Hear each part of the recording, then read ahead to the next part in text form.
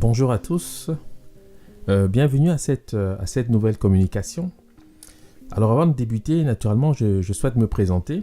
Mon nom est Dibon Barimbok, je suis écrivain, historien, conférencier, d'origine camerounaise, auteur de plusieurs ouvrages maintenant qui portent sur les humanités classiques africaines ou les humanités fondamentales.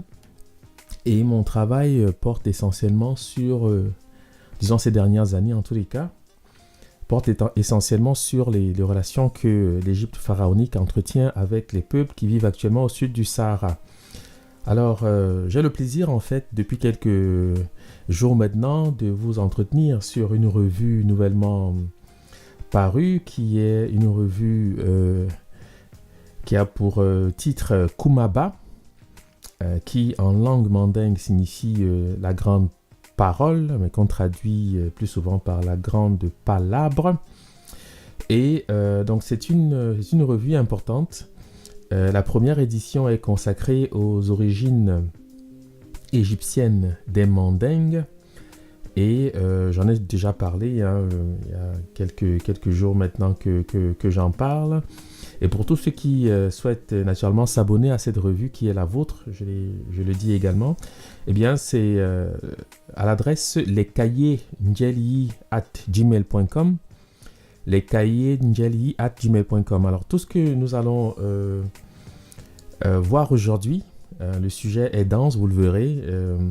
J'ai souhaité d'ailleurs le diviser en deux parties. Donc aujourd'hui, nous allons exposer la première partie. Bien, tout ce que nous allons voir aujourd'hui est dans cette revue, dans cette édition, puisque vous allez vous en rendre compte, en fait, aborder des sujets qui touchent évidemment à la tradition, à la culture mandingue.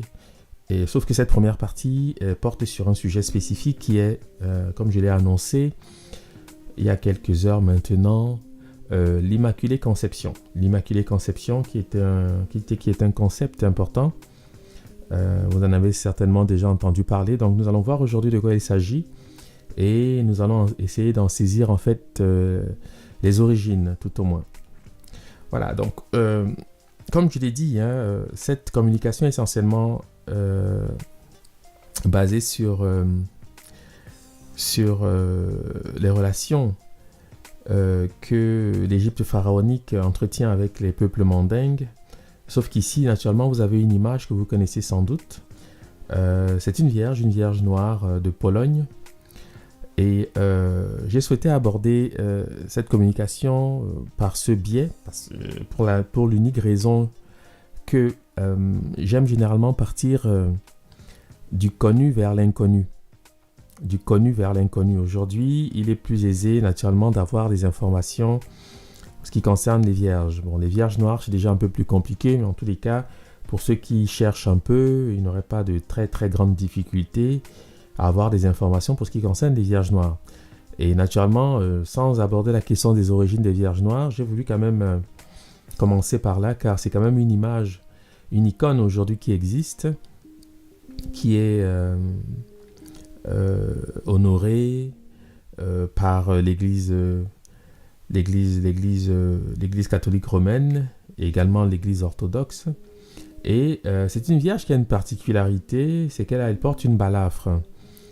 Et j'en ai souvent parlé également parce que ce sont là des attributs qu'on retrouve dans des traditions africaines, notamment du côté du Bénin, du Togo et aussi en Haïti, à travers notamment la figure, pour ce qui concerne tout au moins la Caraïbe d'Erzuli. Certains disent Erzuli d'Antor, d'autres c'est Ezili, mais son nom c'est Ezili en fait.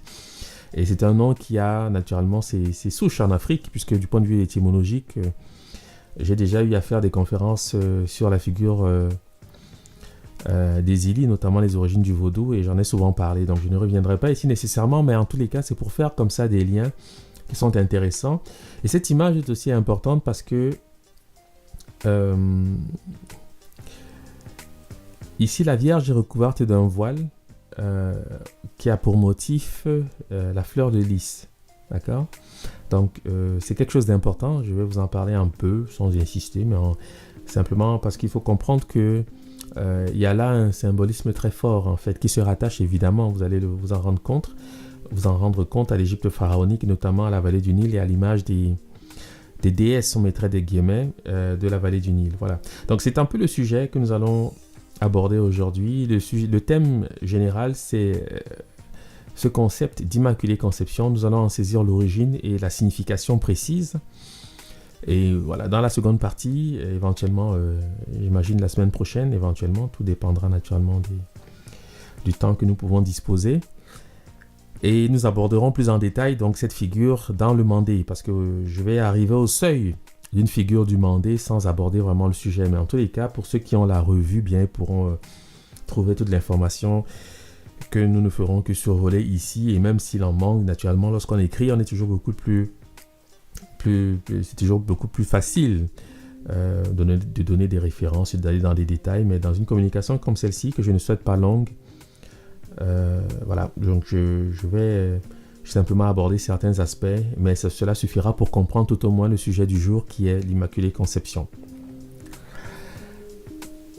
Alors, je vais citer un passage d'un ouvrage important qui a été écrit par Thierry Wurtz, Des Vierges Noires, Symboles et Réalités, qui est paru en 2009, où il aborde la question des Vierges Noires en Europe.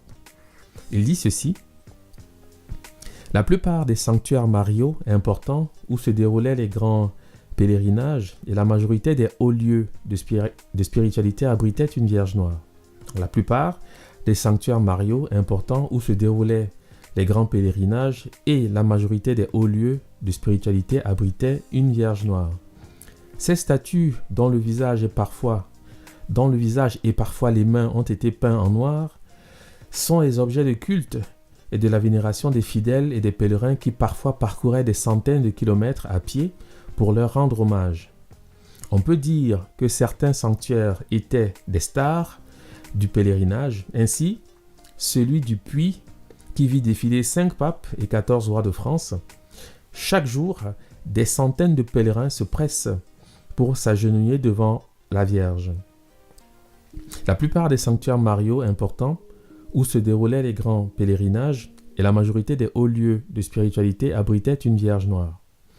Ces statues, dont le visage et parfois les mains ont été peints en noir, sont des objets de culte et de la vénération des fidèles et des pèlerins qui parfois parcouraient des centaines de kilomètres à pied pour leur rendre hommage. On peut dire que certains sanctuaires étaient des stars du pèlerinage.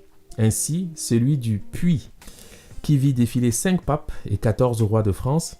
Chaque jour, des centaines de pèlerins se pressent pour s'agenouiller devant la Vierge. On a du mal à imaginer la foule des pèlerins drainés par un jubilé. Des centaines de milliers de personnes. Heureusement, les chroniqueurs ne sont pas passés à côté de tels événements et grâce à eux, on connaît, parfois émaillés de savoureuses anecdotes, la passion et l'enthousiasme qui accompagnaient la foule. Ainsi, Juvénal nous indique que lors du jubilé de 1407, plus de 200 personnes périrent étouffées au milieu des 200 000 pèlerins. Médicis explique qu'en 1502, si on laissait tomber quelque chose au sol, on n'osait pas le ramasser de peur d'être piétiné. Il précise qu'ils rendirent l'âme à Dieu, plus de 100 personnes, et que les 4000 confesseurs mobilisés furent insuffisants. Alors cette note est simplement pour rappeler l'enthousiasme que suscitait naturellement le culte des Vierges Noires dans l'époque de l'Europe du Moyen-Âge. On n'a pas toujours cela en perspective aujourd'hui puisque naturellement ce sont là des traditions qui ont vécu, quoique dans certains lieux, notamment en Europe, ceci perdure, mais généralement ces vierges ont été sinon remplacées, au moins détruites, par des révolutions successives, etc. Et pas seulement d'ailleurs. Mais en tous les cas, il y a là un fort témoignage qui rend compte en fait de ce que fut autour de ces icônes, les dévotions. Et il faut comprendre que naturellement ceci vient de loin. Ces images-ci ne sont pas nées en Europe, évidemment, on va s'en rendre compte tout à l'heure. Mais j'ai souhaité introduire le sujet ici pour montrer qu'en fait, le phénomène des vierges aujourd'hui, tel qu'il paraît notamment dans l'église chrétienne, eh bien, a une histoire. Cette histoire ne commence pas avec le Moyen-Âge, cela vient de loin. Et c'est ce que je vais tenter ici de montrer, tout au moins en abordant la question de l'Immaculée Conception, parce que c'est l'un des aspects, sinon l'aspect le plus important de la Vierge. Donc si vous comprenez ça, eh bien vous aurez compris en fait l'origine des choses. Hein. Voilà. Donc, pour ce qui concerne donc l'apparence de ces vierges, il y a un auteur qui s'appelle Jean Ajalbert. Alors, qui était Jean Ajalbert? Jean Ajalbert qui pose ici avec un écrivain français célèbre qui s'appelait Céline, peut-être que certains connaissent. C'était un écrivain collaborationniste. Il a d'ailleurs été emprisonné pour cela. Il est quasiment mort en prison, puisqu'il a été emprisonné en 1945, il a été jugé et emprisonné en 1945, il est mort en 1947, donc quasiment en prison. Et naturellement, c'est une personne qui avait des idées bien précises pour ce qui concerne la question des races et toutes ces choses-là. Et alors, il était originaire d'Auvergne. Et c'est en Auvergne qu'on trouve justement des sanctuaires très importants pour ce qui concerne les Vierges Noires. Donc, il a eu à aborder ces sujets. C'est la raison pour laquelle je parle de lui aujourd'hui. Naturellement, ces idées, vous conviendrez avec moi que ce n'est pas quelque chose qui peut, moi, m'intéresser a priori. Mais voilà, il y a comme ça en France, il y a eu des auteurs, des personnages de premier rang qui ont, voilà, sur des questions d'ordre racial, ce genre de choses, eu des positions que nous connaissons. Voilà. Par contre, il a abordé donc la question des Vierges Noires dans un ouvrage intitulé L'Auvergne, précisément, où il dit ceci. Donc, parlant de ces Vierges. Quant à être noires, elles le sont. Oh, noires de nuit, noires d'encre, noires de nègre, blocs de ténèbres compacts, barbares et lourdes faces de cirage. Alors, naturellement, il y a là une forme d'humour qui est propre à ce type d'auteur, parce que c'est souvent cette façon que certains, lorsqu'ils ne savent comment aborder un sujet qui dérange, eh bien, utilisent une sorte d'humour, mais dans le fond, on connaît bien la pensée qui nourrit tout cela. Mais ce qui est important ici, en fait, c'est simplement le témoignage qui consiste à rappeler effectivement que c'était des Vierges Noires. Parce qu'il y a autour de ces questions toute une littérature qui a tenté de défendre qu'il s'agissait là qu'elles étaient noires du fait du vieillissement du bois. Enfin, il y a toutes sortes de théories un peu farfelues qu'on a tenté comme ça de mettre en avant pour expliquer en fait la présence des Vierges Noires en plein cœur de l'Europe. Quand en fait, naturellement, vous allez vous en rendre compte, c'est une image en fait qui vient d'Afrique, évidemment, puisque l'Europe occidentale, dans ses débuts, tout au moins en tout cas sa première royauté, avait beaucoup à voir avec l'Afrique. Hein. Il y a eu des rois en Europe qui étaient des Africains, il faut quand même le savoir. Je ne sais pas si c'est une découverte pour certains, mais en tout cas, l'histoire européenne ne commence pas avec celle qui nous est présentée. Non, il y a eu en Europe des royautés, des principautés africaines, évidemment. Il suffit pour cela de visiter un peu les musées et certaines œuvres, évidemment, pour s'en rendre compte. Donc, ce n'est pas le sujet du jour, donc je ne vais pas vraiment aborder cette question, mais ces Vierges Noires qui ont connu donc une dévotion très importante, viennent d'Afrique, et naturellement, elles ont beaucoup à voir avec cette divinité qu'on appelle aujourd'hui Isis. Bien sûr, c'est ce que nous allons voir. Alors, Thierry Woerth poursuit, il parle donc d'un autre aspect donc, des Vierges, il dit « Les inscriptions Virgo Paritura, qui signifie la Vierge qui doit enfanter, ne sont pas propres aux Vierges noires. Les inscriptions Virgo Paritura, la Vierge qui va enfanter, ne sont pas propres aux Vierges noires. Dans ses considérations sur le culte d'Isis chez les Éduins, paru en 1862, Charles Bigarn indique une inscription Isidis seu Virgini es qua filius proditurus est, c'est-à-dire à Isis, la Vierge de qui un fils doit naître. Il en existe bien d'autres. On consultera avec bonheur le gigantesque inventaire bibliographique des Isiacas en 4 volumes par Leclan et Clerc, qui étaient des égyptologues, bien entendu. Donc, les inscriptions Virgo Paritura, la Vierge qui doit enfanter, ne sont pas propres aux Vierges noires. Dans ses considérations sur le culte d'Isis chez les Éduins, paru en 1862, Charles Bigarn indique une inscription Isidis seu Virgini es qua filius proditurus est, c'est-à-dire à Isis, la Vierge de qui un fils doit naître. Il en existe bien d'autres. on consultera avec bonheur le gigantesque inventaire bibliographique des Isiakas en 4 volumes par le clan Éclair.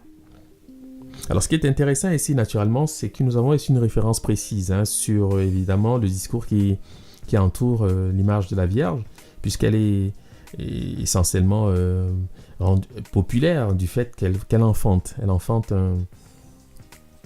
un fils qui donc, passera pour être le sauveur. Voilà. Donc, c'est important de comprendre que ce discours ne débute pas non plus avec le christianisme. Le sujet du jour, ce n'est pas...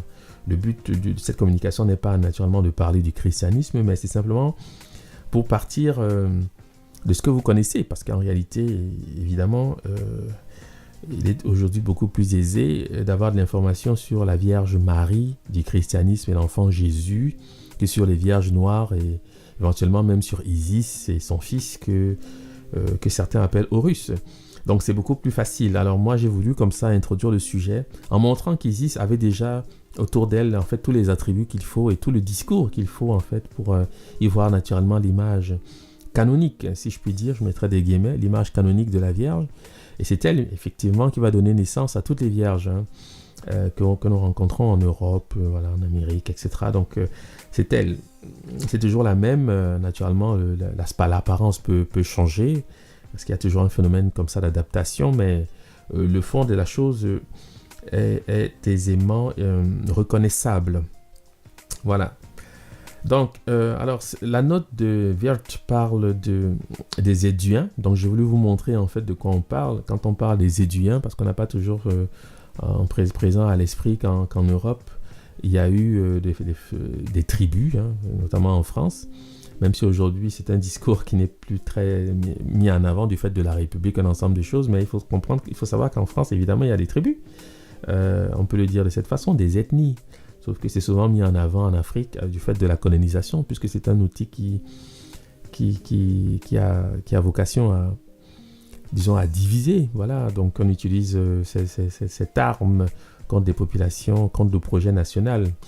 Et c'est la raison pour laquelle on entend beaucoup plus parler des tribus dans l'univers qui a été colonisé en Europe. C'est un discours qui n'est pas mis en avant. Pourtant, en Allemagne, en Belgique, aux Pays-Bas, en Angleterre, il y a des tribus, il y a des ethnies, mais ce n'est pas quelque chose qui est mis en avant. Naturellement, c'est mis en avant aux Indes, dans certains pays du Sud, en Afrique, évidemment, parce que ce sont des territoires qui ont été colonisés. Donc, il faut savoir que l'Europe a aussi une histoire d'ethnie, sauf que, naturellement, on comprend très bien quel est le problème de mettre ce genre de choses en avant, parce que si on souhaite avoir un projet de type république, eh bien, les ethnies, ma foi, ont vocation plutôt non pas à disparaître, mais tout au moins, ce n'est pas ce qu'on mettra en avant. C'est pas ce qu'on mettra en avant, puisque l'ethnie valorisée brime le projet républicain, évidemment. Donc, les Éduins, c'est cela, et c'est donc en pleine France, c'était un peuple gaulois, on va dire ça comme ça, qui naturellement connaissait le culte d'Isis, et on l'appelait déjà la Vierge qui va enfanter, bien sûr. Alors, ce culte est arrivé, pense-t-on, avec les Romains qui naturellement ont subjugué la Gaule, et ont pratiqué pendant de longs siècles le culte d'Isis, bien évidemment. Donc, on pense que c'est par ce moyen que ce culte est arrivé en Europe. Mais naturellement, les Romains ne l'ont pas inventé. Ils l'ont pris en Égypte, évidemment. Donc, voilà la filiation. C'est important de comprendre qu'il y a un lien filial, si je puis dire, pour ce qui concerne tout au moins l'image de la Vierge, et que cette Vierge, bien sûr, c'est Isis.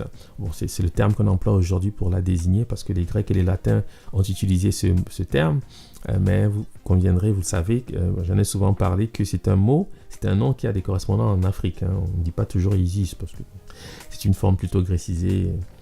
Voilà, mais en tous les cas, si on comprend ce qu'on dit, c'est l'essentiel. Voilà pour ce qui concerne les Éduins, qui disaient donc de la Vierge à Isis, la Vierge de qui un fils doit naître.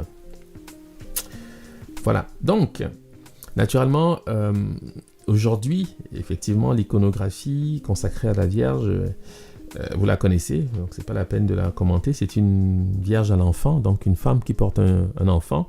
Et naturellement, vous reconnaîtrez que c'est un thème qui existait déjà des millénaires avant la naissance du christianisme, puisque c'est un thème qu'on retrouve en Égypte, où on trouve donc cette divinité qu'on va appeler Isis par convention, qui porte généralement sur ses genoux. Bon, ici, ce sont des pharaons, mais en fait, c'est Horus, entre guillemets, qui est son fils. Voilà, donc c'est ça le rapport. Voilà le thème générique qui donnera naissance à l'image de la Vierge à l'enfant en Europe. C'est une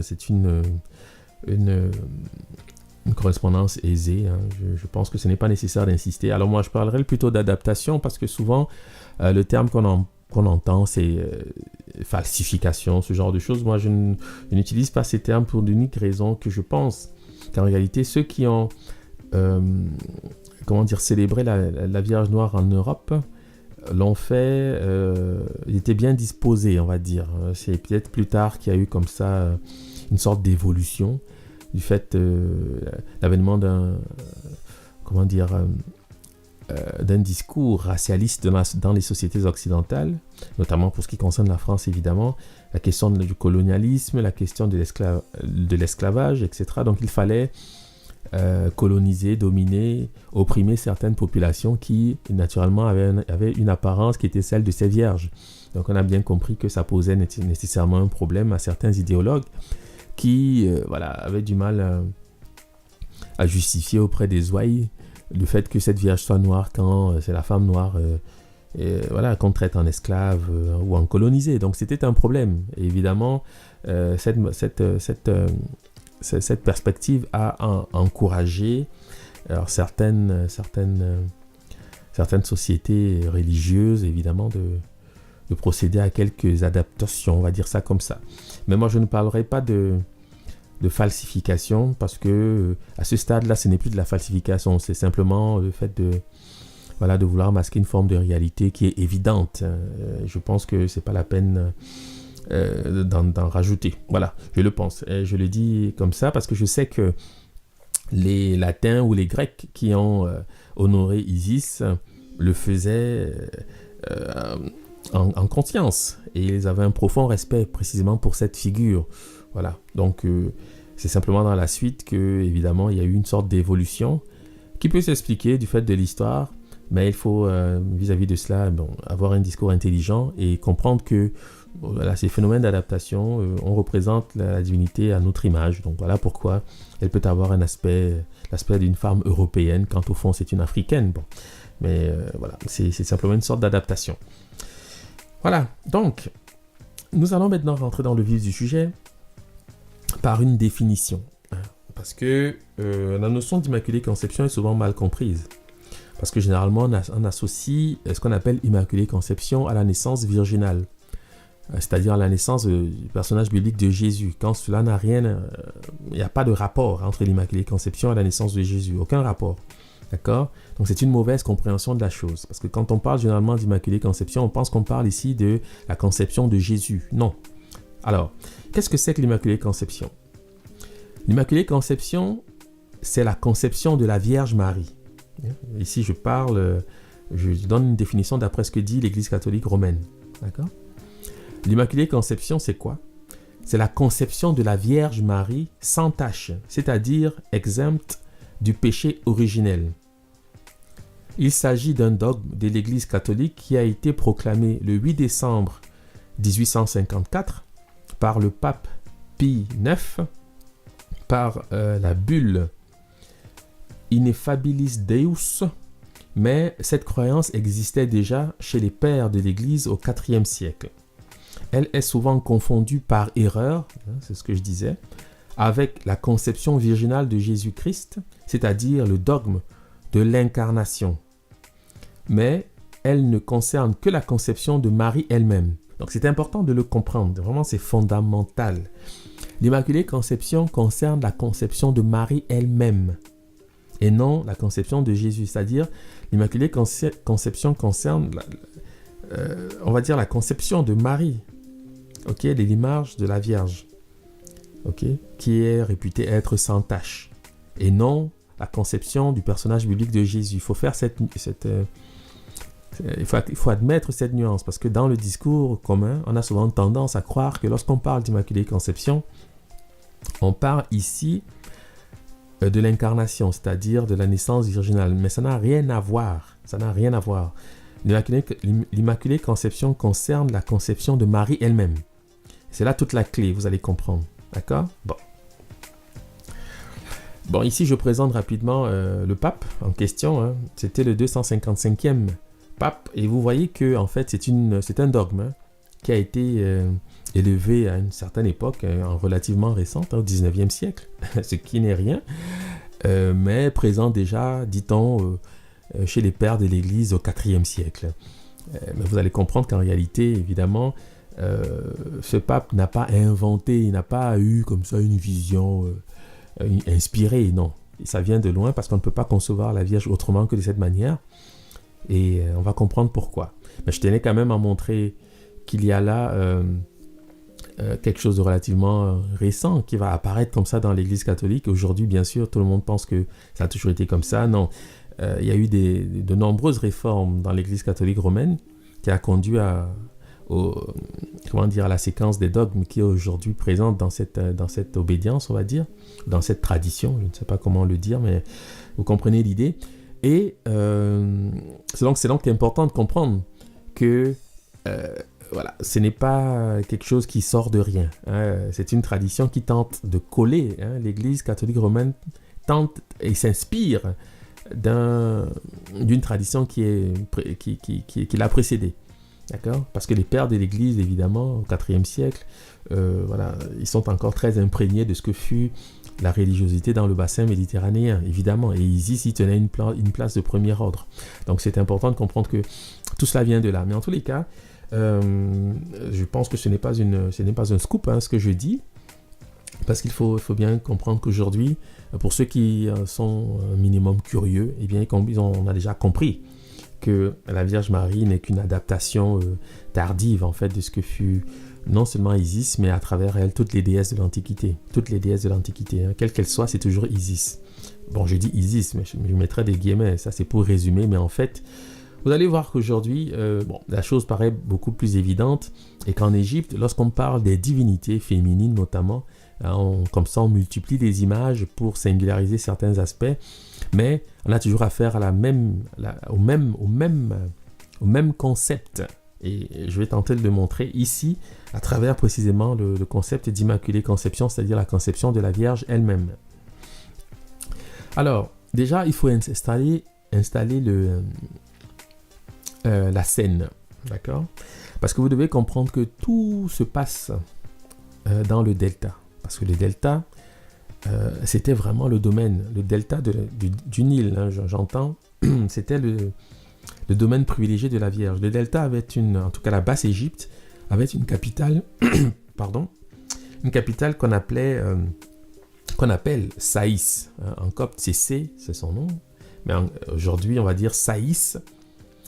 Donc, c'est une ville très importante, je vais en parler un peu dans le détail.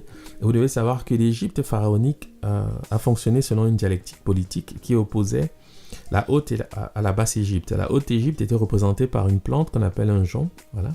Et la Basse-Égypte était représentée par l'abeille.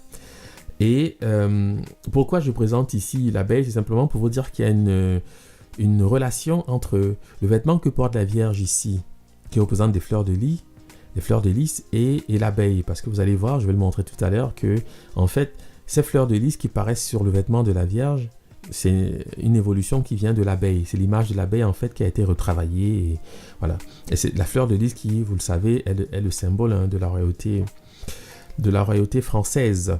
Donc tout cela est lié naturellement au symbole égyptien.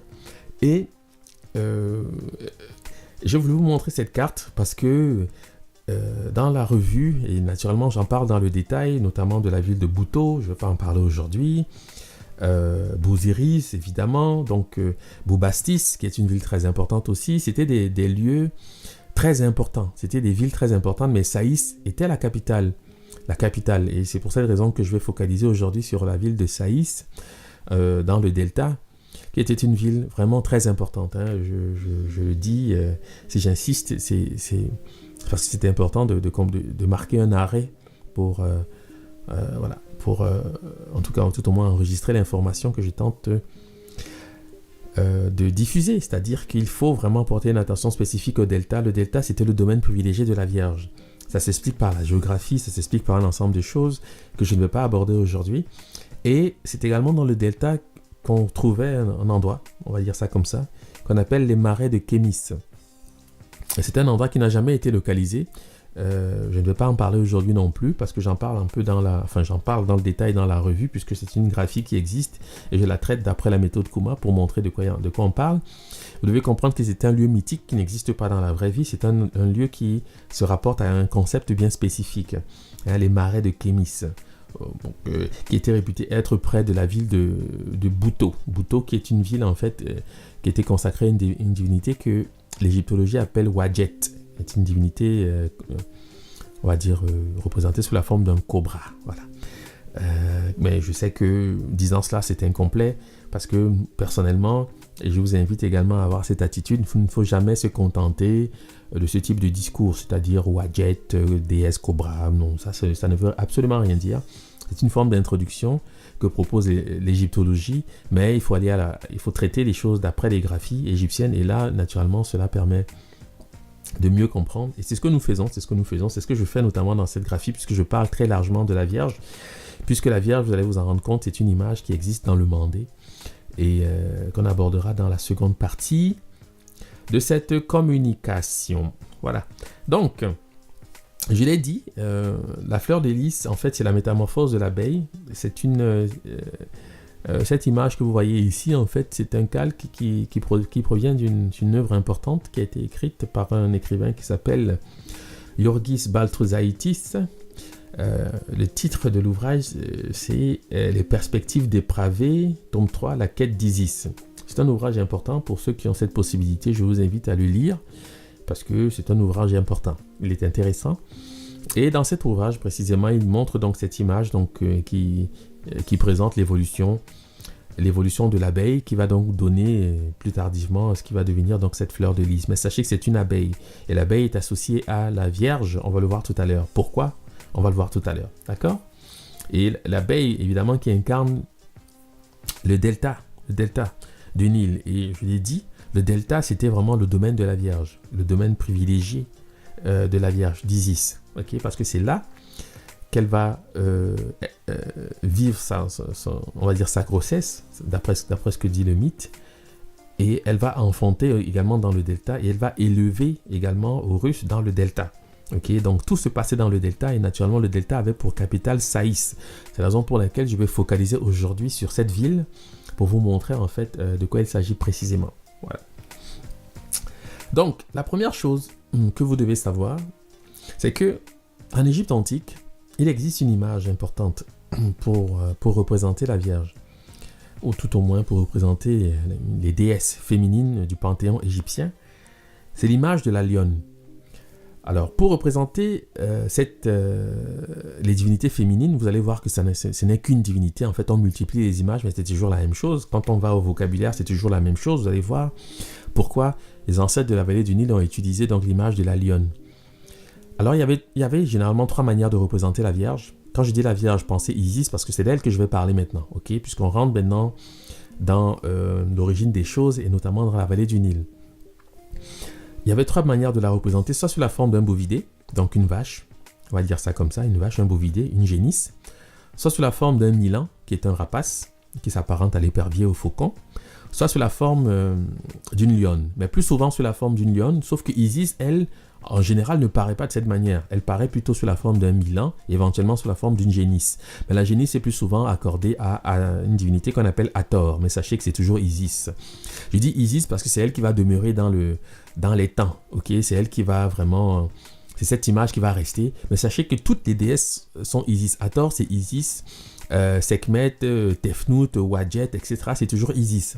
Ça, c'est clair. C'est toujours une même entité. C'est le féminin sacré qui est célébré à travers cette image. Mais c'est plus facile, vous en conviendrez, de dire Isis. Parce que, au moins, chacun peut savoir de quoi je parle. Et puis, voilà. je préfère comme ça porter une attention spécifique sur une image bien singulière. Au moins, ça m'évite de les citer toutes. Mais sachez que toutes ces divinités féminines sont Isis. Hein. Ce ne sont que des représentations particulières, parce que les villes avaient des manières singulières de représenter la divinité, mais quand on est en Afrique, on comprend aisément pourquoi on procède de la sorte. Mais il faut bien comprendre qu'il n'y a pas de différence fondamentale. Et c'est ce que je vais montrer aujourd'hui. Mais je vais utiliser donc l'image de la lionne, parce que c'est une image qui est récurrente, qui n'a jamais été vraiment questionnée. C'est-à-dire que le Milan, on peut comprendre pourquoi. D'ailleurs, je l'ai dit comme ça, je sais qu'en le disant, beaucoup ne vont pas comprendre, parce que je n'aborde pas la question ici. Mais ce n'est pas compliqué de comprendre pourquoi Isis est représentée sous la forme d'un Milan. C'est de cette manière qu'elle paraît d'ailleurs dans les mythes, dans la passion d'Osiris. C'est la forme qu'elle prend lorsqu'elle va se faire féconder, entre guillemets, par Osiris qui est déjà mort. Ok. Mais tout cela se rapporte plutôt à l'image de la légèreté incarnée dans ce qu'on appelle le Saint-Esprit. Bon. Mais comme je n'aborde pas le sujet aujourd'hui, je ne vais pas aller dans ce détail-là. Et la génisse également, parce que généralement la voûte céleste dans les traditions africaines est représentée sous la forme d'une vache. C'est notamment le cas en Afrique du Sud, chez les Zoulous, ou pas seulement d'ailleurs, où on affecte habituellement l'image d'une génisse à la voûte céleste, à cause des noms que porte la génisse. Puisque je n'aborde pas cet aspect, je ne vais pas non plus aller dans ce détail. Mais dans la fin, aujourd'hui, je vais quand même aborder l'image de la génisse, mais d'une certaine manière. Vous allez vous en rendre compte. Ça vient par la suite. Pour l'instant, focalisons-nous donc sur l'image de la lionne. Alors, les divinités féminines qui paraissent sous la forme d'une lionne, il y en a plusieurs. Mais quand je dis plusieurs, je mettrai des guillemets. Je vous ai dit que c'est toujours la même. On va le comprendre. Donc, généralement, Bastet, ce sont des mots conventionnels. Ce ne sont pas leurs vrais noms. Donc, ne vous accrochez pas à ces mots. C'est simplement parce que je sais que dans la littérature, eh bien, ce sont des mots que vous pouvez rencontrer. Donc, vous devez savoir de qui je parle ou de quoi je parle. Mais ce ne sont pas leurs noms, évidemment. Donc, Bastet, Sekhmet, Tefnut ou Wadjet sont des divinités qui sont représentées sous la forme d'une lionne. Généralement, on dit léantocéphale, c'est-à-dire à tête de lionne. Ici, vous avez à l'image une divinité qu'on appelle donc Sekhmet. Voilà, ben, je le répète, ce n'est pas son nom. Mais généralement, toutes ces divinités ont une épithète qui les caractérise. Dans le texte égyptien, elles sont toutes appelées l'œil de Ré. L'œil de Ré, ok? Toutes. Généralement, lorsqu'elles paraissent sous la forme léonine, comme ça, c'est-à-dire sous la forme d'une lionne, elles prennent l'épithète œil de Ré. Et il faut comprendre pourquoi avant de poursuivre. Parce que si vous voulez comprendre ce que c'est que l'Immaculée Conception, vous devez comprendre ce rapport. C'est fondamental. Et vous devez comprendre, en fait, pourquoi est-ce qu'on utilise l'image de la lionne et qu'est-ce que cela veut dire. Et pourquoi on procède de la sorte. Parce que quand on voit une divinité représentée de cette façon, on ne voit qu'une lionne généralement. Et les égyptologues, naturellement, c'est ce qu'ils voient. Ils voient une lionne, ils l'appellent Sekhmet. Mais maintenant, faire la relation entre l'image et les concepts qu'elle peut incarner, ça devient compliqué parce que, naturellement, cela suppose de questionner le vocabulaire. Et c'est le vocabulaire qui nous permet vraiment de comprendre. Parce que lorsque vous connaissez le nom eh bien, du félin, notamment du lion ou de la lionne en Afrique, vous comprenez qu'il y a déjà un pas qui est fait vers des choses importantes. Et c'est ce que nous allons faire. Donc, je dis que la plupart des divinités féminines en Égypte antique sont représentées de plusieurs façons. Donc, soit la génisse, soit le Milan et soit la lionne. Mais plus souvent la lionne, hein, parce que Bastet, Sekhmet, Tefnut, Wadjet, qui sont des divinités très importantes, prennent cet aspect. Et lorsqu'elles prennent cet aspect, on leur donne une épithète. Elles sont appelées œil de Ré. Ré, qui, vous le savez, c'est l'image du soleil. Je n'en parle pas aujourd'hui non plus, mais c'est simplement pour préciser que Ré, c'est le soleil, tout simplement. Donc, elles prennent l'épithète œil du soleil. C'est ce que nous allons tenter de comprendre en introduction.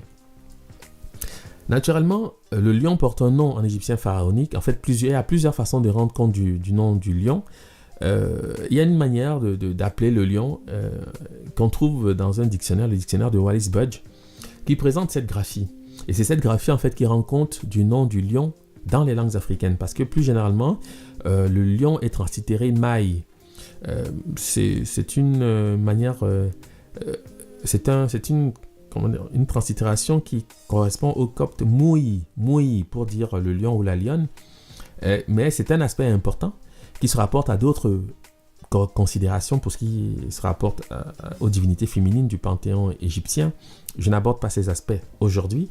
Je vais simplement insister sur cette graphie-ci, parce qu'il y a plusieurs façons de nommer le lion, mais cette graphie-ci, c'est celle qui nous intéresse, parce que c'est celle-ci qui rend compte précisément du nom que porte le lion au sein des langues mandingues et apparentées. Okay? Donc, en Djeri, on va dire Jara, c'est le lion. Alors, cette graphie, déjà, elle est translittérée IAR, hein, I-A-R. Bon, ce n'est pas tout à fait un A, mais je simplifie, je vais dire un A pour simplifier. Et donc, c'est I-A-R, et c'est donc la source, elle est là, simplement pour les références, pour que chacun puisse éventuellement retrouver l'information. En Djeri, on va dire Jara, hein, c'est comme ça que ça se lit, cette graphie, ok? En Zungo, Jara, c'est le lion. Kuranko, Yara, c'est le lion. Mandinka, Jata ou Jara, c'est le lion. En Susu, on dit Yate ou Yete pour dire le lion. En Doguldom, Yara, c'est le lion. En Bambara ou Bamanan, Jara, c'est le lion. En Idioli Dongue, donc chez les Dogons, on dit Yara, le lion. Yandandom, chez les Dogons, Yara, c'est le lion. Yalunka, Yata, c'est le lion. En Beja, Ada, hein, ça c'est en Éthiopie. Hein. Ada, c'est le lion. En Vaille, on dit Jar, c'est le lion. Qui est d'ailleurs le Vaille, qui est une langue mandingue. Hein. C'est important de saisir ces mutations. Et en Ani, qui n'est pas une langue mandingue, mais une langue apparentée, puisqu'elle est parlée en Côte d'Ivoire, on dit Djata, c'est le guépard. Okay? Donc, je présente ceci pour que vous ayez la référence égyptologique, c'est-à-dire la graphie, et que vous compreniez que en Égypte antique, eh bien, c'est une manière de nommer le lion. C'est important, hein, de le comprendre. C'est important de comprendre que c'est une langue ici qui est illustrée à travers des signes. Il ne faut pas être impressionné par les signes, car il y a une façon de les vocaliser. Et cette manière de les vocaliser, c'est ce que je fais là en ce moment. C'est-à-dire, je suis en train de donner la lecture effective de cette graphie qui est le nom du lion en égyptien pharaonique. Ok? Bon. Et naturellement, nous avons ici l'image de cette divinité que certains appellent Sekhmet. Ok? Bon. Alors, c'est lorsqu'on questionne donc le nom du lion qu'on comprend pourquoi on appelle cette divinité œil de Ré. Parce que vous allez voir que le nom du lion dans les langues mandingues, tel que je viens de le rappeler, eh bien c'est le nom de l'œil en copte. Tout simplement. C'est-à-dire qu'il faut toujours comprendre que la clé de lecture ou de compréhension de l'iconographie égyptienne est fondamentalement, cette iconographie est fondamentalement liée à l'homophonie, c'est-à-dire la relation entre les mots qui se ressemblent. C'est ça qui permet de comprendre, de faire avancer les mythes. Hein, c'est vraiment la clé de lecture des caractères sacrés égyptiens. Et la méthode Kuma, qui est la lecture analytique des caractères sacrés égyptiens à partir des langues africaines modernes, permet vraiment aisément de l'illustrer. Okay? Vous vous rendez compte par exemple qu'en Susu, quand je dis Yate ou Yete, le copte dit Eat pour dire œil ou Yere pour dire œil. D'accord? Qui est Yara, hein, c'est le même mot, d'accord? Parce que la structure phonétique est respectée, c'est le même mot. Le copte ne va pas utiliser le Y, mais sachez que c'est de ça qu'il s'agit. Donc c'est la raison pour laquelle ces divinités féminines sont appelées œil de Ré, c'est-à-dire œil du soleil. D'accord? C'est parce que le nom de l'œil, en copte, correspond au nom du lion, donc de la lionne, d'accord? Au sein des langues mandingues. Voilà le rapport qui est fait, c'est voilà pourquoi. Vous allez souvent voir comme ça dans les textes, œil de Ré, on va appeler Sekhmet l'œil de Ré, on va appeler Bastet l'œil de Ré, Tefnut. Pourquoi? Non. Il faut passer à l'étape suivante, c'est-à-dire essayer de comprendre qu'en réalité, si elle porte cette épithète, c'est simplement parce que, eh bien, le nom de la lionne est identique au nom de l'œil dans le contexte. Voilà pourquoi on fait ce rapport. Bon. Maintenant, je vais donc rentrer dans le détail. Je vous ai parlé donc de la ville de Saïs. Il faut savoir que cette ville était consacrée à une divinité importante que l'égyptologie appelle Nét. Ok? Nét. C'est une divinité importante et c'est celle-là qui va nous occuper aujourd'hui. Puisque Saïs étant la capitale du delta, si on comprend ce qui se passe à Saïs, on comprend ce qui se passait en Égypte. En réalité, parce que je vous ai dit que le delta, vraiment, c'était le lieu privilégié où on observait le culte de la déesse, où on façonnait en fait les rituels consacrés à la déesse. Voilà. Donc, la capitale, c'était Saïs, et dans cette capitale, cette ville de Saïs passe pour avoir été fondée par une divinité qu'on appelle Nét. On la trouve ici représentée avec une coiffure spécifique qui est la couronne de Basse-Égypte, la couronne rouge. de Basse-Égypte parce que c'était une divinité évidemment consacrée à la Basse-Égypte. Je présente ici également les hiéroglyphes qui permettent de la nommer, et cela, nous allons traiter cela dans le détail parce que toute l'information tient dans ces hiéroglyphes. D'accord? Donc, vous avez une façon de nommer, une autre façon de nommer. Et il y a deux manières de nommer cette divinité, hein, soit l'une, soit l'autre. Mais il y en a une qui est plus souvent utilisée que l'autre, parce que l'autre reste énigmatique. Mais on va résoudre ce problème aujourd'hui. Ok? Donc, nous allons parler donc de cette divinité qu'on appelle Nit. Ok? La première chose, c'est que vous devez savoir que Nit, ici représenté à gauche, est souvent coiffée d'un cygne. Elle est généralement coiffée d'un cygne, et ce cygne représente en fait son nom. Ce cygne passe pour représenter la navette de Tisserand. Ok? En fait, quand je dis passe pour représenter, en fait, c'est la navette de Tisserand. Ok? Parce que c'est la forme que les anciens Égyptiens, en tout cas, c'est la forme. C'est ce type de navette que les tisserands égyptiens utilisaient pour tisser. D'accord? Donc, c'est son nom. Ça veut dire quoi? Concrètement, ça veut dire qu'en fait, si vous voulez régler la question du nom effectif de cette divinité, vous êtes obligé de savoir comment s'appelle cet objet au sein des langues africaines. C'est aussi simple que cela parce que c'est à partir du nom de l'objet qu'on atteint les concepts. Parce que l'objet en soi n'est que la navette du tisserand, mais qui a déjà une signification spécifique, on va le comprendre. Sauf que pour un début, lorsque vous avez comme ça un signe qui permet d'identifier la déesse, comme on le voit ici à l'image, c'est le signe qu'elle porte sur la tête, en fait le signe qui la coiffe, ça montre que c'est son nom. Donc vous devez vraiment questionner ce signe sur tous ces aspects pour pouvoir comprendre pourquoi les ancêtres de la vallée du Nil ont utilisé donc cet objet pour désigner cette déesse. Bon. Donc, Champollion a lu donc cette graphie d'après le copte, parce qu'en copte, on trouve donc le mot qui permet de dire que cette déesse s'appelle Nit. D'accord? Parce qu'en copte, on dit Nat, Nit ou Nit pour dire métier à tisser, tissu, tissage. Alors, Champollion, au copte, Nat, Nit ou Nit, il a traduit en fait ce terme copte par navette de tisserand, mais ce n'est pas le sens exact. Le sens exact, c'est métier à tisser, tissu ou tissage. Mais on comprend pourquoi il a fait la relation avec la navette de tisserand, parce qu'en réalité, c'est effectivement le symbole qui permet de désigner cette divinité qui s'appelle par ailleurs Nit en égyptologie. Donc, voilà pourquoi on l'appelle Nit. C'est parce que, en copte, c'est un mot qui désigne le métier à tisser, le tissu, le tissage. C'est ça la relation. Naturellement, cette graphie aussi, lorsqu'elle est translittérée, peut en rendre compte, parce que ce filet d'eau, en fait, que vous voyez au-dessus, on dira donc un filet d'eau, a comme valeur phonétique la lettre N, et la galette de pain qui est en dessous a comme valeur phonétique la lettre T. Le signe qui représente la navette de Tisserand peut être conçu comme un déterminatif, parce que ce signe n'affecte pas ce qu'on appelle la translittération, c'est-à-dire l'attribution des valeurs alphabétiques au signe gravé. Si vous voyez la translittération, comme je l'indique ici, c'est NT. C'est-à-dire que ce signe-là porte le nom de la chose en question. Donc, ça veut dire que le filet d'eau et la galette de pain désignent en fait le signe en question. Même si on rajoute la femme ensuite, c'est simplement pour indiquer qu'on parle ici d'une divinité. D'accord?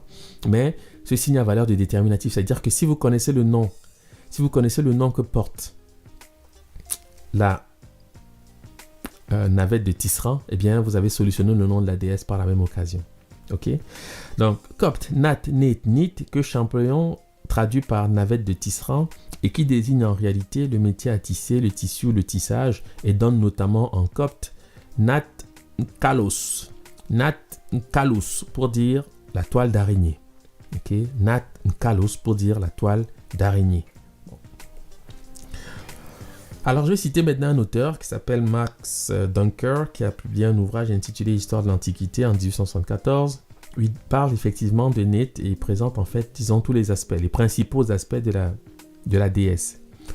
La ville et le district de Saïs rendaient un culte à la déesse Nit, en qui se personnifiait le principe femelle de la nature. La ville et le district de Saïs rendaient un culte à la déesse Nit, en qui se personnifiait le principe femelle de la nature, celui qui conçoit et enfante. Plutarque fait observer que le nom de Né veut dire « Je suis venu de moi-même ». Plutarque fait observer que le nom de Né veut dire « Je suis venu de moi-même ». Les inscriptions appellent Né la mère, la souveraine du ciel, la reine des divinités, la puissante déesse, la mère des dieux. Jamblique et Proclus nous informent que Né de Saïs était aux yeux des Égyptiens la mère du soleil ou du dieu du soleil, et en effet, Né s'appelle aussi dans les inscriptions la vache qui enfanta le soleil. Donc je vais reprendre cette note parce qu'elle est importante. Elle est importante, vous verrez pourquoi. La ville et le district de Saïs rendaient un culte à la déesse Né, en qui se personnifiait le principe femelle de la nature. Celui qui conçoit et enfante. Plutarque fait observer que le nom de Né veut dire « Je suis venu de moi-même ». Alors qui est Plutarque? Plutarque c'est un auteur important qui a vécu, disons, autour du 1er siècle de l'ère actuelle, qui a publié un ouvrage important intitulé « Traité d'Isis et Osiris », dans lequel il raconte donc la passion d'Osiris. Et il dit effectivement que le nom de Né, le nom qu'on prononce Né, signifie en langue égyptienne « Je suis venu de moi-même ». C'est ce qu'il dit. Et ça, c'est une clé importante, vous allez comprendre. Les inscriptions appellent Né la mère, la souveraine du ciel, la reine des divinités, la puissante déesse, la mère des dieux. Jamblique et Proclus nous informent que Né de Saïs était aux yeux des Égyptiens la mère du soleil ou du dieu du soleil. Et en effet, Né s'appelle aussi dans les inscriptions la vache qui enfanta le soleil. Bon. La première chose, c'est que nous allons donc nommer l'objet en question, c'est-à-dire la navette de Tisra. D'accord? Voici son nom au sein des langues mandingues. Mandingue commun, on dit Niri pour dire lame ou lisse du métier à tisser. Okay. En soninké, on dit Niere pour dire lisse, les lisses du métier à tisser. En Soussou, on dit Niri pour dire la navette de Tisra. Foufoulde, Nira, préparer les lisses sur le métier à tisser. Donc je reprends. Au sein des langues mandingues, on dit Niri, lame ou lisse du métier à tisser. En soninké, Nire pour dire lisse du métier à tisser. En Soussou, Niri, c'est la navette de tisserand. En Foufoulde, Nira, préparer les lisses sur le métier à tisser. C'est la phonétique de ce signe. C'est la phonétique de ce signe, qui est par ailleurs translitéré NT. Mais vous devez savoir que le T qui paraît au niveau de la translittération n'est que le R qui paraît ici. Ça, je vais le montrer tout à l'heure. Pour l'instant, on va simplement considérer ce lexique parce que c'est ici que se tient la clé et le concept même de ce qu'on appelle l'Immaculée Conception. Bon, ayant dit ceci, je vais quand même vous expliquer, mais ceci sera plus détaillé dans la seconde partie. Je vais quand même vous expliquer d'où vient Né. Pour qu'est-ce qu'on appelle Né, d'accord? Parce que vous devez comprendre que les mots que je viens de prononcer sont les mots du buffle dans les langues de la zone bantou. C'est le nom du buffle. Et la femme buffle, c'est qui? C'est celle qu'on appelle Sogolon Kondé. Dans la tradition mandingue, elle est appelée la femme buffle. Le buffle se dit Sigi. Sigi signifie s'asseoir par ailleurs, c'est le verbe s'asseoir. D'accord? C'est également le nom de l'étoile Sirius, Sigidolo. En Bambara notamment, Sigitolo chez les Dogons. D'accord? Mais c'est un aspect que j'aborderai dans la seconde partie. Parce que aujourd'hui, je parle de Sogolon Kondé sans parler d'elle, vraiment. D'accord? Mais je dois donner cette perspective parce que vous devez comprendre que je me limite à ces mots dans cette première partie parce que cela suffit pour comprendre ce que c'est que l'Immaculée Conception. C'est le sujet du jour. Mais je dois vous dire que derrière, il y a un bovidé parce que les bovidés sont des animaux qui sont consacrés à la Vierge en Afrique. D'accord? Ici, notamment, il s'agit du buffle. En Wanzi, on dit Nyari pour dire buffle. En Bassa, c'est Nyer pour dire le buffle. Bakoko, Nyat, c'est le buffle. Menganka, Net. Ça, c'est les langues du Cameroun notamment. Le Bassa, le Bakoko, le Mengaka. C'est au Cameroun. On dit net pour dire le buffle. Donc vous voyez, voilà d'où vient le nom net en fait. D'accord? C'est pas tout à fait au niveau de la translittération. Et le copte considère donc ces mutations phonétiques. Lorsqu'il dit net pour dire métier à tisser, en fait, il transforme le T là, le R en T. Parce que le copte ne dit pas nire, il va dire net. Hein, mais je voulais vous montrer en fait ces correspondances pour que vous compreniez bien que c'est le même mot. Ce n'est qu'une question de mutation phonétique. Cette série-ci est homogène au sein des langues de la zone bantou. Quand je dis enfant, nyar, buffle, en medumba, nyat, le buffle ou la vache, en bamoun, niet, le buffle ou la vache, ben vous comprenez que effectivement on parle du bovidé, le bovidé qui est par ailleurs, hein, on l'a dit tout à l'heure, associé à la déesse Net, puisqu'elle est décrite comme étant la vache qui enfanta le soleil. Ça, je viens de le dire. D'accord? C'est simplement pour que vous ayez cette perspective. Mais c'est un aspect que je n'aborde pas tout à fait aujourd'hui parce que ça aurait été trop long. Et c'est complexe. Déjà, comprendre l'Immaculée Conception, si vous arrivez à comprendre ce que je vais dire aujourd'hui, j'espère que vous allez le faire parce que je me suis quand même appliqué à simplifier quand même la chose, eh bien, on aura déjà bien avancé parce que c'est fondamental. C'est quelque chose de fondamental. Donc, vous vous rendez compte que le nom que porte la navette de tisserand, les lames ou les lisses du métier à tisser, au sein des langues mandingues, c'est le nom du buffle dans les langues de la zone bantou. Vous devez comprendre que ceci procède d'une pensée symbolique en réalité. Parce que ce n'est pas parce que d'un côté vous voyez le buffle, de l'autre côté vous voyez le métier à tisser, qu'il n'y a pas de rapport. Le rapport, c'est l'Égypte antique qui vous le donne. L'Égypte antique vous dit qu'il y a une divinité là, importante, qui mobilise en fait les deux images. Parce que tout cela répond d'abord de ce que j'appelle la pensée symbolique qui est vraiment manifeste. Quand on saisit en fait le symbolisme que met en avant cette civilisation extraordinaire qu'on appelle la civilisation égyptienne. Parce que c'est la civilisation égyptienne qui va réconcilier les peuples africains avec eux-mêmes. Parce que c'est cette civilisation qui a justement valorisé ce qu'on appelle la pensée symbolique. Ça montre que nous sommes un seul peuple, que cette culture, quand Cheikh Anta Diop parlait de l'unité culturelle, ce n'était pas une vue de l'esprit. Il existe une unité culturelle en Afrique. Et elle est manifeste à travers ce que je suis en train de démontrer ici. Parce que si vous êtes seulement dans le mandé, vous allez parler du métier à tisser, bien sûr. Vous allez voir, voilà, il y a des choses importantes à dire, mais vous ne verrez jamais le lien éventuel avec le buffle, qui est l'image de Sogolon Kondé, qui est une image prééminente dans la culture mandingue. Ça, c'est clair. Je pense que je ne vous apprends absolument rien.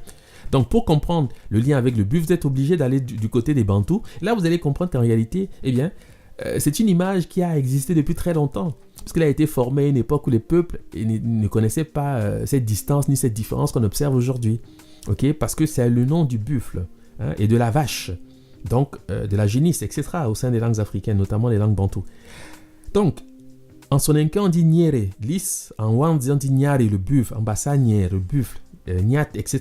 Et on va dire net. Hein, dans les langues parlées, notamment du côté du Cameroun occidental, on dit net ou niat ou niet pour dire le buffle, la vache. D'accord? Bon, si ce que je dis est clair, je vais clore donc le chapitre buffle parce que ce n'est pas le sujet du jour. Je voulais simplement vous montrer qu'il y a une perspective très importante qui va jusqu'à Sogolon Kondé. Okay? Sogolon Kondé qui est la mère du sauveur du Mandé, qu'on appelle Sundiata Keita. Bon, si ceci est clair, maintenant vous allez donc comprendre pourquoi son nom signifie « Je suis venu de moi-même ». Qu'est-ce que nous dit Plutarque? Plutarque nous dit que le nom de Net signifie « Je suis venu de moi-même ». Bon. En soninké, je vous l'ai dit, on dit nire pour dire la lisse du métier à tisser. Hein?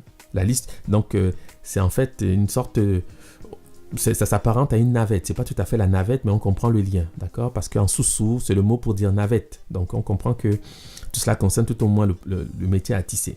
On va dire nire pour dire la lisse du métier à tisser. Mais c'est un mot qui use une racine qui existe dans les langues mandingues pour traduire l'idée même en personne auto. On dit par exemple en bambara yere, même en personne auto. On dit par exemple ne nana, je suis venu. Ne yere nana, je suis venu de moi-même. D'accord? Donc le mot yere là, c'est cette racine qui est utilisée D'ailleurs, même en copte, quand on dit yere pour dire l'œil, c'est cette racine. C'est ce mot qui traduit l'idée venir en personne, soi-même, s'auto-générer. Vous allez comprendre. Ok? Bon, je reprends. Parce que ça, c'est la clé pour comprendre. En Soninké, on dit niere, lisse. En Bambara, yere, même, en personne, auto, quelque chose. En Bambara, on dit ne yere nana, je suis venu de moi-même. Na, c'est venir, le verbe venir. Ok? Ne yere nana, je suis venu de moi-même. On dit ne nana, je suis venu. Ne yere nana, je suis venu de moi-même. Et vous voyez que entre niere et niere, parce que quand on dit ne yere, certains mandingues ne vont pas dire ne yere, ils vont dire niere, niere nana, je suis venu de moi-même. Donc c'est quand on parle la langue qu'on comprend que la structure phonétique s'apparente au mot qu'on prononce lorsqu'on veut désigner la navette de tisserand, la lisse du métier à tisser. D'accord? C'est quand on parle la langue qu'on comprend exactement. Donc, et ça veut dire quoi? Ça veut dire, yere là veut dire même en personne auto. Le sousou fait ce qu'on appelle une mutation phonétique. Je donne seulement le sousou parce qu'il y a d'autres mutations. Même en Mandinka, c'est-à-dire en Maninké, c'est déjà différent. On dit djede pour dire même.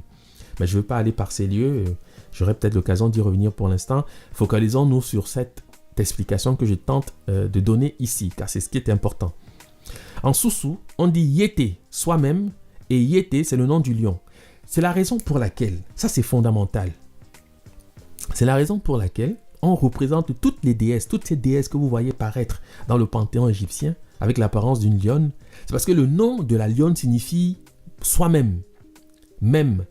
Sous-entendu, je suis venu de moi-même. Pour l'instant, je le dis comme ça, vous allez comprendre le concept qu'il y a derrière, mais sachez qu'ici, nous sommes déjà en train de décrire ce qu'on appelle l'Immaculée Conception. Vous allez voir. Donc, je reprends. Pour comprendre pourquoi Plutarque, qui était un écrivain grec, qui ne parlait pas les langues africaines, il ne parlait pas le malinké, il ne parlait pas le bambara, parce que vous devez comprendre que si ce que je dis là est vrai, ça veut dire que, évidemment, c'était des langues qui étaient parlées dans la vallée du Nil. Cela est clair. Tout au moins, on le comprend même d'après le copte. Parce que le copte a des affinités remarquables avec les langues parlées dans le mandé. J'en ai souvent parlé. Je ne vais pas revenir ici. Mais c'est des choses qui sont acquises. Parce que nous avons déjà étudié ces questions. J'en ai souvent parlé. Donc, Plutarque nous dit ça parce que quand il a posé la question au prophète égyptien, en voulant comprendre ce que voulait dire Net. Quand il entendait ce nom, il entendait Niere, je vais vous dire, vous allez voir, qu'on peut traduire Net en copte, mais on comprend la mutation phonétique. On lui a expliqué que non, ça veut dire « je suis venu de moi-même ». C'est ce que ça veut dire, son nom. Mais c'est quand tu parles la langue, une langue mandingue, que tu comprends exactement ce qu'il est en train de dire. Parce que le nom de la lisse traduit l'idée de même en personne auto. On dit niere, lisse, yere, même, ne yere nana. Je suis venu de moi-même. Bon. Et je rappelle que c'est le nom de l'œil en copte. On dit iat ou yere. C'est le même, c'est une mutation phonétique en copte même. Et il y a des deux formes qui existent. Ok? Et yere, je l'ai dit, on dit yete pour dire le lion, la lionne. En Soussou notamment, on dit yate ou yete. On dit yara, yara pour dire la lionne et yere pour dire l'œil. Voilà pourquoi on appelle ces déesses l'œil de Ré. Sachez que derrière l'idée œil du soleil, œil du soleil, se cache la notion d'Immaculée Conception. Évidemment, vous allez vous en rendre compte. Mais surtout, se cache l'image de la Vierge, évidemment, incarnée en Égypte antique par, évidemment, la lionne, l'image de la lionne. Donc, beaucoup de personnes s'attachent à la description de la lionne parce que c'est quelque chose qui impressionne. Parce que l'égyptologie, évidemment, fait le travail qu'il faut pour qu'on se limite à ses apparences. Mais, s'il vous plaît, ne faites pas cette erreur de croire que ce sont les apparences qui donnent l'heure ou qui nourrissent, qui fournissent comment dire, j'allais dire le secret, je mettrai des guillemets, de ce qui est exposé à la vue de tout le monde. Non. Il ne faut pas se fier aux apparences. Il faut aller au-delà des apparences. Et au-delà des apparences se trouvent les mots qui sont vibrations. D'accord? Ici, quand je parle même de vibrations, me vient une idée. Vous devez comprendre qu'en bambara, yere yere, quand on duplique, yere yere veut dire tremblement, vibration. D'accord? Donc nous sommes dans la description des grands principes cosmogoniques. Mais c'est un aspect que je n'aborde pas aujourd'hui. Parce que quand on dit je suis venu de moi-même, sachez qu'on parle ici de la vibration du Nun. En fait. Mais comme je n'aborde pas la question aujourd'hui, eh bien, je préfère me limiter à cela. Mais je l'ai dit, hein, tout ce que je dis ici et ce que je n'aborde pas est dans la revue. Parce que je ne peux pas tout donner dans le détail. Ça prendrait beaucoup de temps. Ça prendrait beaucoup de temps. Et en tous les cas, je sais que ceux qui le souhaitent, ceux qui souhaitent en savoir plus, pourront toujours s'orienter vers la revue. Car il y a beaucoup d'efforts qui sont aussi faits de ce point de vue-là. Et je souhaite encourager les gens à la lecture. Voilà, pas seulement des vidéos. Parce que la vidéo, les mots s'envolent. Les écrits restent. C'est quelque chose qu'on peut comprendre bien aisément. Et je souhaite que les uns et les autres puissent aussi intégrer une démarche de chercheur. C'est-à-dire, vous devez avoir des outils pour pouvoir travailler. Et c'est la raison pour laquelle nous écrivons des bouquins. Parce que nous pensons qu'il faut que quelque chose reste. Ces vidéos, ma foi, dans 10, 20 ans, je ne sais pas où elles seront. Par contre, les livres, si vous les avez dans une bibliothèque, ils sont là. On pourra toujours les avoir en référence pour travailler. Donc, c'est ce qui est important. C'est d'avoir le soutien du document. C'est la raison pour laquelle je ne peux pas toujours aller dans le détail, parce que les détails, on s'y perdrait. Si vous comprenez le principe, c'est l'essentiel, car ça reste quand même relativement superficiel, mais je sais que je touche ici à des choses importantes. Et je vous invite à poursuivre donc ces réflexions au niveau des documents, des ouvrages, notamment de cette revue, où j'aborde ces questions dans le détail, évidemment, avec tous les aspects que je ne fais que survoler ici. Donc en Bambara, on dit yere pour dire même en personne, auto. Ne yere nana, je suis venu de moi-même. Hein, c'est ce que Plutarque a entendu. On lui a expliqué que en fait le nom de la déesse veut dire je suis venu de moi-même, parce que la lisse du métier à tisser porte le nom, sollicite cette expression au sein des langues africaines, au sein des langues mandingues tout au moins. Voilà. Donc c'est ça, voilà le lien.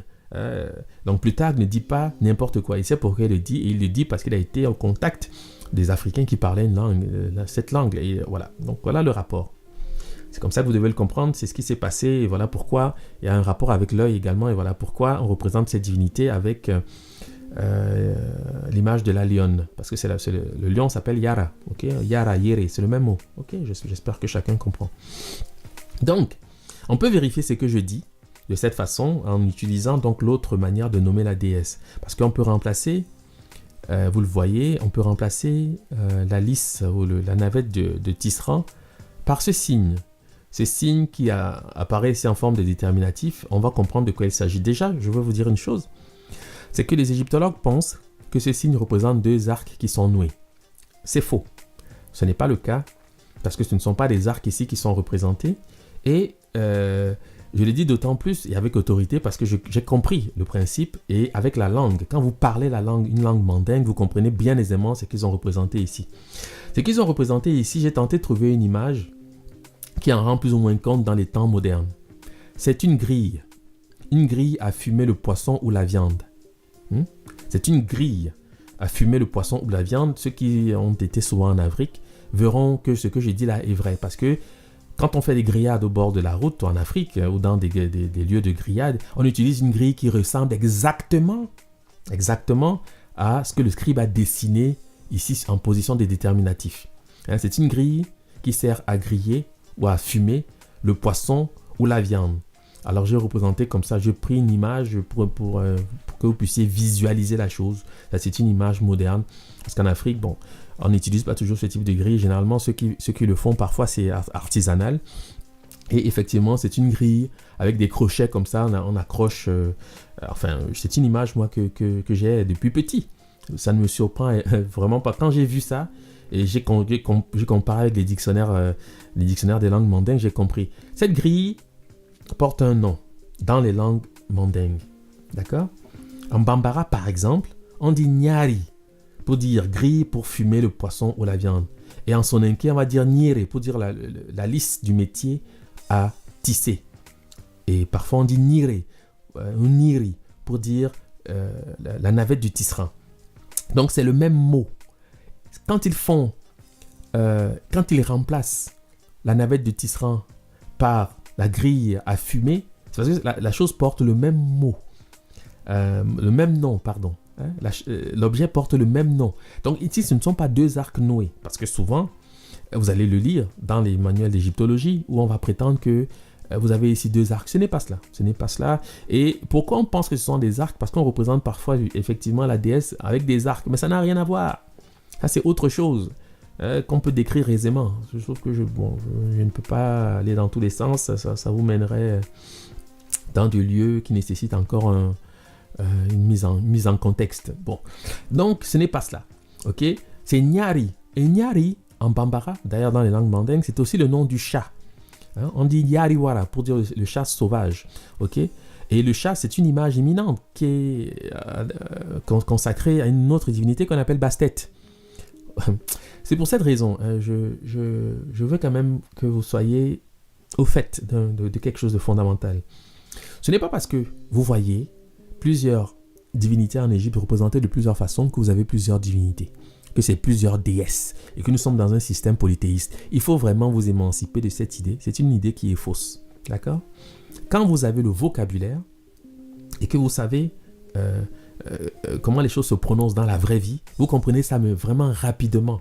Nyari, c'est le nom du chat. Bon, je n'aborde pas la question de Bastet aujourd'hui, mais Bastet est aussi représenté avec l'image d'une lionne, avec le visage d'une lionne, parfois. Pourquoi? Parce que tout cela tient d'une racine qui est Yara. D'accord? Donc, Yere, qui signifie, quand on dit le même, auto, hein, na yere nana, je suis venu de moi-même. D'accord? C'est ça qu'on appelle l'Immaculée Conception. Bon. Et d'ailleurs, le nom Nyari, là, je le montre ici, sans parler de lui, est dans la devise même de Soundiata Keita. La devise que Soundiata Keita affectionne, le fils de Sogolon, parce que je vous ai dit dans la seconde partie, je vais vraiment parler de Sogolon Kondé, donc de Soundiata, évidemment, puisque lui aussi, son nom Diata, c'est le lion. Vous allez comprendre. Mais la devise que Soundiata affectionnait entre toutes était Makan Konate, Makan Konate, Simbobata Nyari, que l'on traduit habituellement par Makan Konate, fils de Makan Konate, Simbo le grand, Simbo le généreux. Donc ils traduisent Nyari par généreux. Voilà pourquoi souvent vous allez voir dans les odes qui sont adressées à Sogolon Kondé, on va l'appeler la lionne généreuse. D'accord? La lionne généreuse. On parle de quoi? On parle de Sekhmet, on parle de Bastet, on parle de Wadjet, on parle de toutes ces divinités qui paraissent avec l'image d'une lionne. D'accord?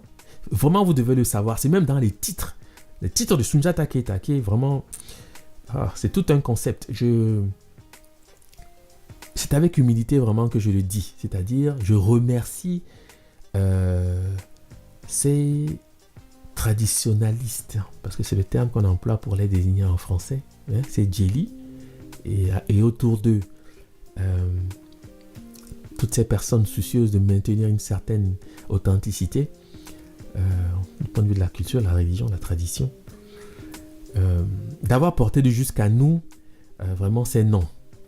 Parce que vous ne comprendrez jamais pourquoi le Mandé est si attaché à cette image. On vous dira que c'est le fondateur de l'Empire du Mali. Non, Soundiata Keita n'est pas un personnage historique. Je l'ai déjà dit plusieurs fois. Vraiment, ce n'est pas compliqué à démontrer aujourd'hui. De toute façon, ceux qui liront la revue vont déjà le comprendre. Parce que les éléments sont tels qu'on comprend que c'est celui qu'on appelle Horus. C'est lui qu'on appelle Horus, le fils de Sogolon. Sogolon qui est Isis elle-même. D'accord ? Mais bon, ce sont des aspects, je l'ai dit, que je n'aborde pas aujourd'hui. Je voulais simplement vous dire que nous sommes vraiment au cœur d'un ensemble de choses qui sont vraiment fondamentales. Parce qu'on n'a pas toujours présent à l'esprit que Sogolon, c'est une vierge. Et que c'est elle qui codifie en fait la vierge telle qu'elle paraît aujourd'hui dans le christianisme, ce genre de choses. Parce qu'on croit que non, là, quand on parle de Sogolon, c'est la tradition, la culture. Et puis quand on est à l'église et quand on est chrétien, non, là, c'est la religion. Mais vous pensez que la religion, c'est quoi? Là, c'est la religion, c'est la tradition. Ça, c'est clair. Mais, puisque ce corpus, hein, la geste du Mandé n'est pas abordé sous le prisme de la passion, parce que c'est une passion, eh bien, on croit que c'est simplement du folklore et que, voilà, ça doit rester du domaine du folklore. Mais c'est ça, la spiritualité. Parce que dans la geste du Mandé, il y a toute la spiritualité du peuple mandingue. Et je le dis parce que je le sais. C'est-à-dire que je ne parle pas pour rien. D'accord? Donc, il faut bien le comprendre que l'Afrique a un matériau à exploiter. Et ce matériau se tient pour l'essentiel dans les langues africaines. Pour l'instant, nous n'avons pas encore engagé la question de l'archéologie physique, mais nous pouvons au moins faire de l'archéologie linguistique. C'est-à-dire, avec la langue, nous pouvons aller très loin, très en profondeur. Et vraiment, chacun peut le faire chez lui. Il suffit d'avoir comme ça des outils qui permettent de travailler. Et les hiéroglyphes sont un moyen fondamental, essentiel, parce que c'est quand même la première écriture, en tout cas la plus ancienne tout au moins, qui soit attestée sur le continent africain. Et il se trouve que cette écriture a gardé vraiment la vérité des choses. Parce qu'à partir de ce moment, vous comprenez que si ce que je dis est vrai, ça veut dire que les Mandingues là, ce sont eux les anciens Égyptiens, avec d'autres, évidemment.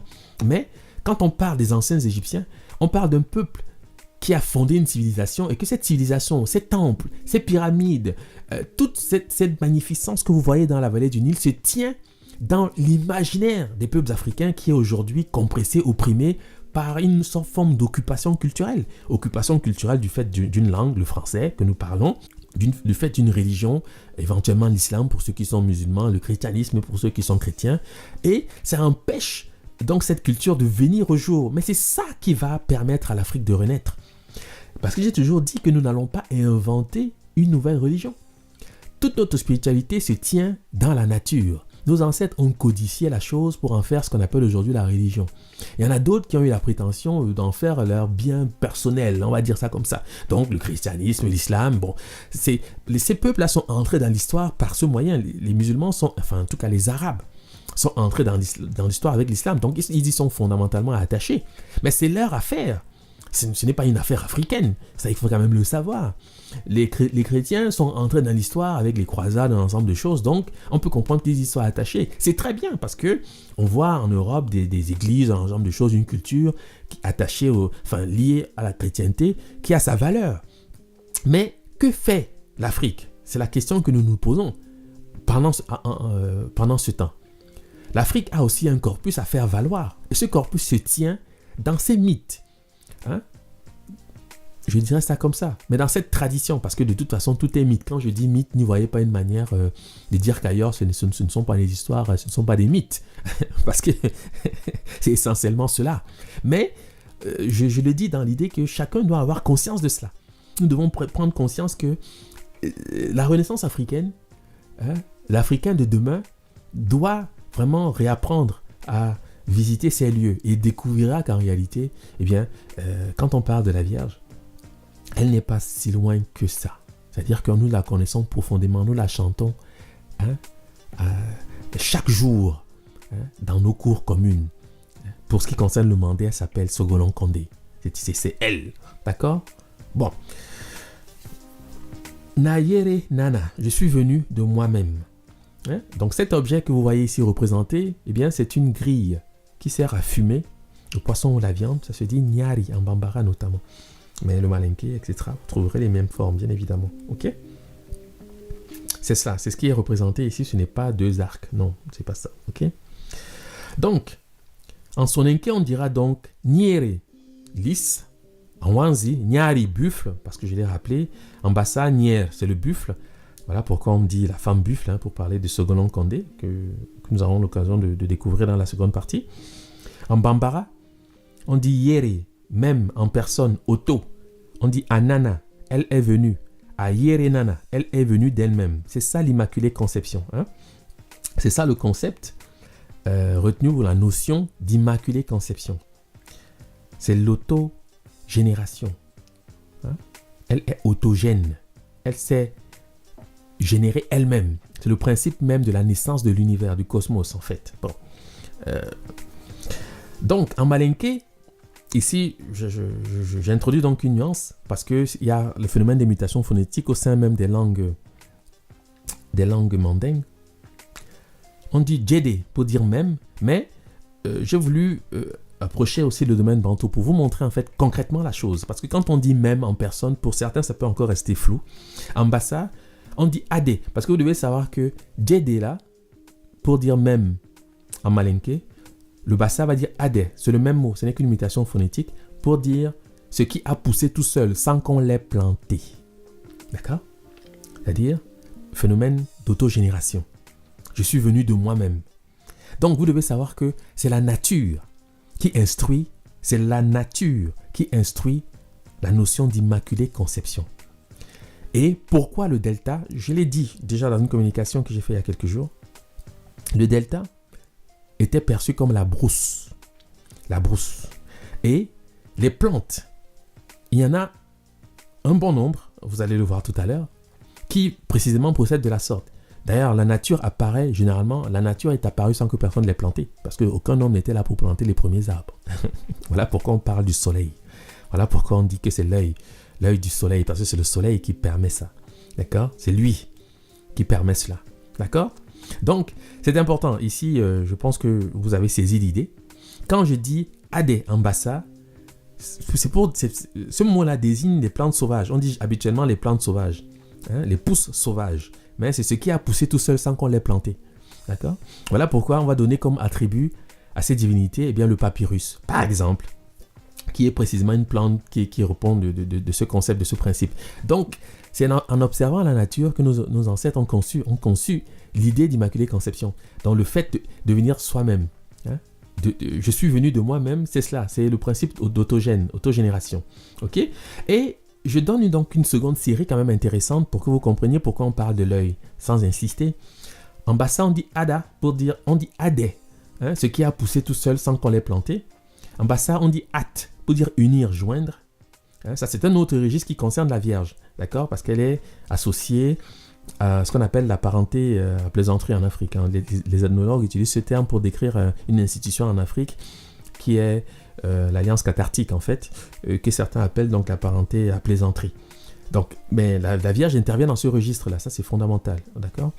En bassa, on dit at, unir, joindre, on dit jat, unité d'un tout, mais c'est un mot qui en copte correspond à eat, œil. Pourquoi unité d'un tout? Parce que vous devez savoir que cet œil, que certains appellent ujat, en fait, c'est ça l'œil. Hein, l'œil de Ré, évidemment. C'est ça, donc c'est ça la déesse en fait. Quand on dit l'œil de Ré, on représente la chose de cette façon, c'est Jata. Hein? Vous devez comprendre que quand on dit que Horus là, c'est Sundiata, je ne dis pas ça pour rien. Nous aurons l'occasion d'y revenir. Mais ce que je dis, c'est que cet œil que vous voyez ici là, hein, on vous dit que c'est l'œil d'Horus. Sachez que c'est Jata, ça se dit Jata. En bas ça, c'est Jat, pour dire unité d'un tout, mais c'est une mutation du copte Eat. Pourquoi unité d'un tout? Parce que cet œil sert à organiser les fractions dans le système numérique égyptien, le système fractionnaire des anciens Égyptiens. Ils utilisaient cet œil pour décliner les fractions. Et c'est exactement de la même manière que le bassa procède, par exemple. Parce qu'un bassa, at donne yada pour dire 1.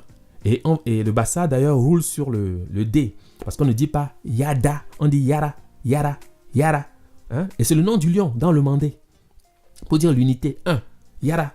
Et on dit yara ikere jom, 1/10, hein, yara ikere bina, yara ikere bitan, etc., etc. C'est comme ça que le bassa organise les fractions à partir de ce concept qui se rapporte à cet œil. Voilà pourquoi dans le système numérique des anciens Égyptiens, on utilise cet œil pour traduire la notion de fraction. Mais c'est l'œil d'Horus qui se dit Jata, ça c'est clair.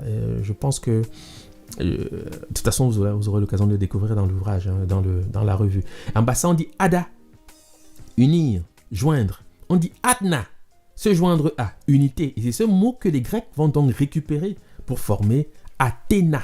Parce que c'est un mot qui n'a pas d'étymologie dans la langue grecque. C'est un mot qui n'est pas grec. Il n'y a pas d'étymologie dans la langue grecque pour le mot Athéna. C'est Atna. Atna. Donc ils ont entendu Atna parce qu'en bassa on dit Atna. Atna. Et ils ont dit Athéna. Parce que le T, bon, vous comprenez qu'ils ont rajouté le E pour pouvoir vocaliser la chose. Parce que le E est muet de toute façon. Okay? C'est une lettre neutre. Donc on peut le rajouter. Athéna. Mais c'est Atna pour dire l'unité. L'unité. D'accord? Voilà pourquoi et cette unité, bien sûr, c'est la parenté plaisante. Hein. Je pense que j'ai dû le dire, mais je n'irai pas plus dans le détail parce que c'est encore autre chose. Quand on parle de la Sanankunya est fondamentalement liée à la personne de Sundiata Keita, évidemment, et naturellement à Sogolon Kondé qui est sa maman. D'accord? Mais ce sont des aspects qui nécessitent une autre mise en contexte. Et bon, je voulais simplement insister sur les raisons qui font dire à Platon que Net c'est Athéna. Hein? Parce que les auteurs grecs ont fait de ces rapports dans leur texte. Ils disaient tous que en fait, Net c'est Athéna, sans vraiment l'expliquer plus que cela. Mais on comprend que, en fait, tout cela est basé sur la racine. Hein? Ada, Hede, c'est le nom de la lionne. D'accord? Voilà pourquoi on appellera donc Sogolon Kondé la lionne généreuse. Mais derrière cette générosité-là se cache la notion de virginité, l'idée de vierge. Hein? C'est ça qui est là. Quand on dit Nyari, c'est ça. Ok? Donc, si ce que je dis est clair, je vais juste reprendre pour que ce soit clair. Donc, le principe, c'est autogène. Hein? Je suis venu de moi-même. Hein? Yede, en malinké, c'est même, on dit Ade en bassa, ce qui a poussé tout seul sans qu'on l'ait planté. Ça montre que non seulement le mot est le même, mais la pensée symbolique est identique. Et c'est la raison qui me fait dire que nous parlons la même langue. Donc, il faut vraiment entrer dans cette idée. Je sais que c'est progressif, parce que pour certaines personnes, ça peut paraître compliqué quand on entend comme ça des gens parler, on ne comprend pas toujours ce qu'ils disent. C'est parce qu'on ne questionne pas les mots. On se limite au son. On pense que la langue, c'est le son. Bon, non, pas du tout. C'est la pensée symbolique qui fait la langue. Donc, si vous comprenez ce que vous dites, vous allez comprendre que vous dites la même chose. Ça, c'est clair. Et nous avons une chance inouïe, c'est que nous avons l'Égypte pharaonique qui fait l'union, qui nous montre qu'effectivement, c'est ça. D'accord? Donc, raison pour laquelle Cheikh Anta Diop avait raison de dire qu'il faut s'orienter vers la vallée du Nil pour revaloriser nos sciences sociales, nos sciences humaines, nos sciences même... on dit sciences pures, en quelque sorte. Bref, pour rénover l'école africaine, il faut nécessairement y inclure des éléments qui proviennent de la vallée du Nil. On ne peut pas faire autrement. Sinon, nous allons être d'éternels répétiteurs. Alors, aucun peuple ne prospère dans la répétition. Au contraire, c'est tout le contraire. Donc, AD, ce qui a poussé tout seul sans qu'on l'ait planté. C'est ça la clé pour comprendre. Bon, ici, vous avez donc un texte que je vais lire simplement pour rappeler ces éléments, pour vous montrer que ça ne touche pas seulement la déesse, ça concerne en fait toute divinité en soi, et notamment le démiurge, que certains vont appeler Ré, d'autres Atum, même Amon, voilà, c'est des choses que je dis par ailleurs, mais ici, bon, je vais me limiter à ce texte simplement pour que vous ayez des références et que vous puissiez comprendre bien comme il faut. Ré, le maître d'Héliopolis, le soleil, venu à l'existence de lui-même. Quand on dit ça, sachez qu'on parle du lion. Hein. Ah oui, hein. C'est-à-dire que vous devez savoir que quand on utilise cette formule-là, c'est le nom du lion. Ça ne peut être que lui. C'est la raison pour laquelle vous allez voir qu'on va utiliser un scarabée bousier. Un scarabée bousier en Égypte antique pour incarner le soleil jeune. Scarabée bousier, pourquoi? Déjà, je vais tout simplement questionner la chose d'après l'étymologie, vous allez comprendre. Le mot scarabée vient du grec karabos qui désigne le crabe. Hein? Ce que je dis là, c'est clair. Hein? Le mot scarabée vient du nom du crabe. En bassa, le crabe se dit yala. Yala. Ok? Et yala, dans les langues mandées, même en arabe, quand on dit yala, c'est dit va de l'avant, avance. Hein? C'est le mouvement, c'est la marche. Voilà pourquoi les djélis chantent Sundiata quand ils marchent. D'accord? Quand on dit que Sundiata a marché là, c'est la naissance même de l'univers, c'est la naissance du monde. C'est le mouvement, il se met en mouvement, donc il va créer. D'accord? C'est ça qui est chanté dans les odes au grand Diata. Makan Konaté, le fils de Sogolon Kondé. Donc, il faut bien comprendre que quand on, par exemple, en Bambara, quand on dit Yala, ou même en Malinké, Yara, ça veut dire se promener, aller, marcher. C'est ce que ça veut dire. D'accord? Et en Chiluba, on dit Diata, pour dire marcher, piétiner. En Kikongo, c'est la même chose. On dit Diata. Diata, c'est marcher. Ok? C'est la marche. Diata. Donc, c'est le nom du lion. Donc, vous devez comprendre que tout cela est d'abord du registre cosmogonique avant d'arriver comme ça dans le dire d'un djéli au Mali aujourd'hui. Ça vient de très, très, très loin. Très loin. D'accord? Et tout cela est lié évidemment à l'œil de celui qu'on appelle Horus, mais c'est Sundiata, d'accord? J'aurai l'occasion d'y revenir de toute façon. Ré, le maître d'Héliopolis, le soleil venu à l'existence de lui-même, est ce démiurge unique, autogène, maître suprême du cosmos qui sera le prototype de Pharaon. Alors moi, c'est une formule que je n'aime pas trop utiliser. Je ne dis pas de Pharaon, ce n'est pas un nom propre. Mais bon, c'est comme ça, depuis la Bible, c'est comme ça, on dit Pharaon, bon, comme si c'était le nom de quelqu'un. Dans tous les cas, voilà, on comprend au moins ce qu'on est en train de dire. Maître suprême du cosmos qui sera le prototype de Pharaon, le roi dont la tâche essentielle, en instaurant la monarchie humaine, sera d'assurer une réplique continuée de la démiurgie, fonction d'Atum que le dernier dieu qui fut roi sur terre, Horus, a laissé au pharaon. Fonction régalienne sous la protection d'Horus, le dieu faucon royal, dont le but essentiel est d'assurer l'ordre du monde, la Ma'at, en maintenant l'équilibre entre force de création et force de destruction. Élan et déclin, cosmos et chaos, dans une boucle récursive, un éternel retour, dont le roi se doit d'être le garant. La dernière fois, pour ceux qui l'ont suivi, j'ai parlé brièvement de ces questions à travers l'image de l'Ouroboros. Même si vous ne voyez pas le lien, sachez qu'il est fondamentalement inscrit ici. C'est juste que je ne veux pas refaire la conférence sur l'Ouroboros, mais il y a un rapport ici. Première manifestation de la force de la vie qui pousse. Première manifestation de la force de la vie qui pousse, croît et s'élève depuis les eaux primordiales sous l'impulsion d'Atum, le démiurge autogène, le tertre initial, la première île qui s'inséra dans le Noun, la première motte de limon où poussera le lotus primordial est le berceau du maître universel, premier mont où fut ré dès la première fois. Le premier tertre est présent également dans toutes les cosmogonies égyptiennes. Il va accueillir le lotus dont le calice, en s'ouvrant au premier matin du monde, va laisser se dresser Ré, celui qui s'est levé dans le grand lotus sorti du Noun, souvent représenté sous l'aspect de l'enfant solaire assis ou debout sur le calice, sur le calice du nénuphar. C'est un texte de Gérard Desnoyers.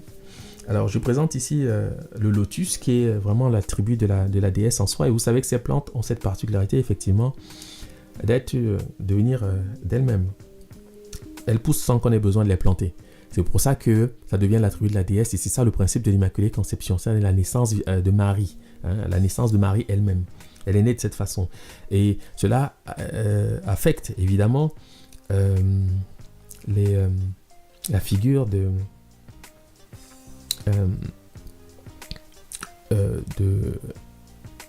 celle qu'on appelle Tefnut, qui, vous le savez, est Ma'at. C'est ce que dit le texte héliopolitain, la cosmogonie héliopolitaine, lorsqu'on raconte la création et la naissance de l'univers.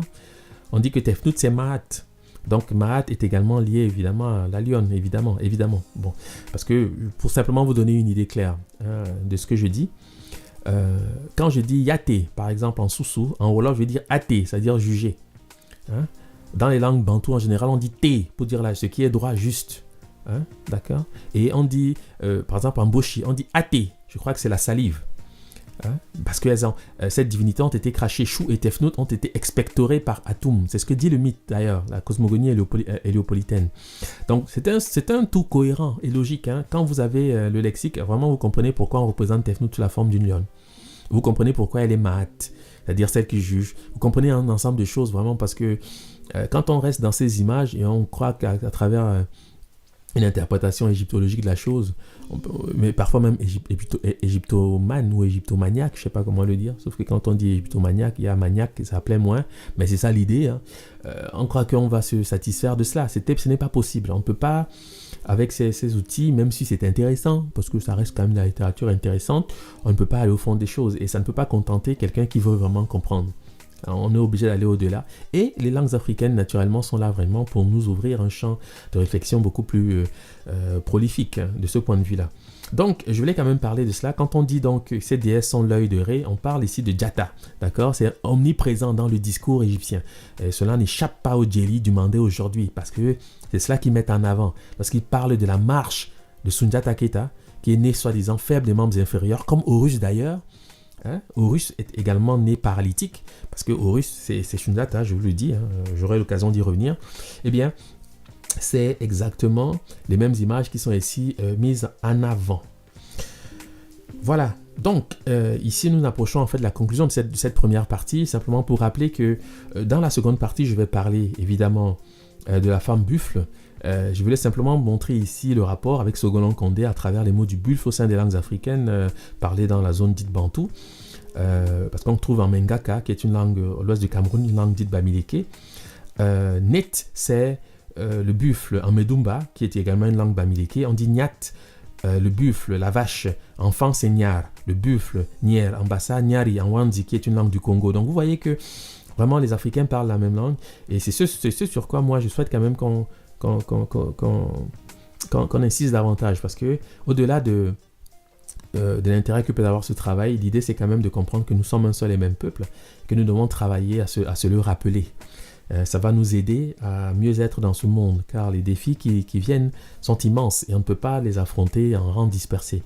Nous avons besoin d'une union, et cette union peut se faire aussi à travers évidemment une certaine perception de la culture et des traditions africaines. Et c'est la raison pour laquelle moi j'aborde vraiment les questions de ce point de vue-là, parce que je sais que si l'on comprend ce que je dis, ça va nous aider. Ça va nous aider à mieux être dans le monde, car nous avons besoin de justement refaire cette atna, cette union, qui est vraiment le socle à partir duquel va naître cette civilisation égyptienne. Un socle qu'on appelle par ailleurs souvent, c'est Matawi. Bon, ce sont des mots que les égyptologues utilisent pour décrire un phénomène qui est l'unification de la haute et de la basse Égypte, mais on ne peut rien faire sans l'union. C'est bien pour cette raison que Haïti nous apprend que l'union fait la force.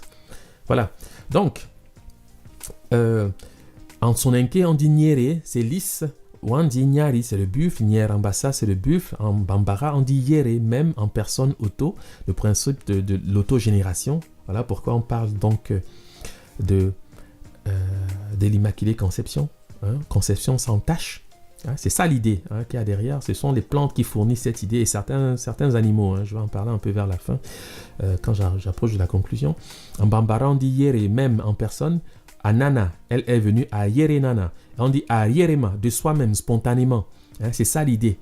Spontanément, de soi-même. À Yerema, en Bambara, à Yerema signifie de soi-même, spontanément. Et c'est bien le principe qui caractérise ce qu'on appelle l'Immaculée Conception. La conception sans tâche. Et c'est aussi la raison pour laquelle vous avez donc ce discours autour de la personne biblique de Jésus, là, qui consiste à dire que son père, en fait, il n'y a pas eu acte sexuel entre Joseph et Marie, et que c'est le Saint-Esprit, donc Dieu. Ce Dieu-là, c'est le soleil. Comprenez-le clairement. Jésus n'est qu'une illustration du soleil, c'est l'astre du jour. Le rapport, il est là. Quand on dit l'œil de Ré, c'est de cela qu'on parle, en fait. Ok? Il est venu spontanément. Il est venu spontanément. Il est venu spontanément. À Yerenana. Donc c'est ça l'idée qui nourrit tout ce discours, même si on comprend que l'Immaculée Conception s'applique davantage à la question de la Vierge, ce que j'ai voulu régler aujourd'hui. Mais naturellement, cela affecte aussi, évidemment, la personne de Jésus à travers le même concept. La question de la spontanéité, le rapport entre la nature et le soleil. Parce que le soleil a cette capacité, effectivement, de faire venir les choses d'elle-même. C'est ça. Le soleil, je le répète, a cette capacité de faire venir les choses d'elle-même. Ok, c'est même le privilège de la divinité, ça c'est clair. Et naturellement, nous touchons aussi au grand principe, que ce soit l'hermaphrodisme, qui va donc apparaître à travers l'image de l'escargot, omniprésente dans certaines traditions en Afrique, notamment chez les Bassa du Cameroun et chez les Bétis également, où on parle du Muvungu. Chez les Bassa, c'est le corps qui est le nom de l'escargot. Ce sont des rituels isiaques par essence. Voilà pourquoi ces rituels excluent fondamentalement les hommes. Parce que la production qui a lieu dans ce contexte-là, c'est l'Immaculée Conception. Mais il faut le comprendre, que derrière cet escargot qui incarne cette concerie du peuple Bassa, qui est la plus puissante même de la tradition ancestrale du peuple Bassa, qu'on appelle le corps, eh bien, ce qu'il y a derrière, c'est Isis. Vous devez le comprendre. Et le principe qu'il y a derrière, c'est l'Immaculée Conception. Donc, quand je l'ai dit de cette façon, ça paraît beaucoup plus clair aujourd'hui, parce que vous comprenez que l'hermaphrodisme, c'est de cela qu'il s'agit. L'abeille, c'est la parthénose. D'accord? On dit la parthénogenèse. En fait, je dis parthénose, mais ça n'existe pas. C'est un mot, en fait, je pensais à parthénos, qui est le mot grec. C'est un mot grec qui signifie vierge. Et c'est un mot qui va donc désigner, en grec, qui va désigner Athéna. Ok? C'est une épithète qu'on donne à Athéna, on l'appelle parthénos, c'est-à-dire la vierge, la jeune fille, la vierge. Et c'est de ce mot que, en français, on fera parthénogenèse. Okay? Et l'abeille procède de cela. Voilà pourquoi on utilise l'abeille. On donne comme attribut. Cette abeille devient l'emblème de la Basse-Égypte, donc du delta, et devient aussi la fleur de lys qui paraît donc sur l'habit de la Vierge, notamment la Vierge Noire de Pologne que nous avons vue au début de cette communication. Donc, je voulais simplement présenter ceci, et c'est ici également que je vais m'arrêter, puisque la suite ira dans le détail de ce que j'ai fait. Je n'ai fait qu'introduire ici. J'ai voulu vous montrer que ce qu'on appelle l'Immaculée Conception, c'est la spontanéité d'une apparition. Ce qui arrive sans qu'on ait besoin, sans qu'il y ait l'action de l'homme. de l'humain. C'est ça qui est important. C'est la raison pour laquelle Isis n'a pas besoin d'Osiris pour devenir enceinte d'Horus. Elle n'a pas besoin d'Osiris. D'accord? C'est ce qui est mis ici en œuvre. Osiris est déjà mort au moment où Isis tombe enceinte. D'accord? C'est quelque chose d'extrêmement profond ce que je dis, même si je le dis comme ça avec simplicité. Ça affecte évidemment la science concrète qu'on peut faire dans les écoles. Vous devez comprendre que la religion, la spiritualité, c'est de la science. D'accord? Et c'est parce que nos ancêtres ont observé la nature. Ils ont vu qu'il y a certaines plantes qui étaient déjà là, qui existent, qui poussent d'elles-mêmes sans qu'on ait besoin de les planter. Et cette plante sont effectivement nécessaires et utiles pour l'humain. Donc, ces phénomènes-là qui sont dans la nature, c'est ça qu'on a appelé Ayere. Ayere Nana, elles sont venues d'elles-mêmes.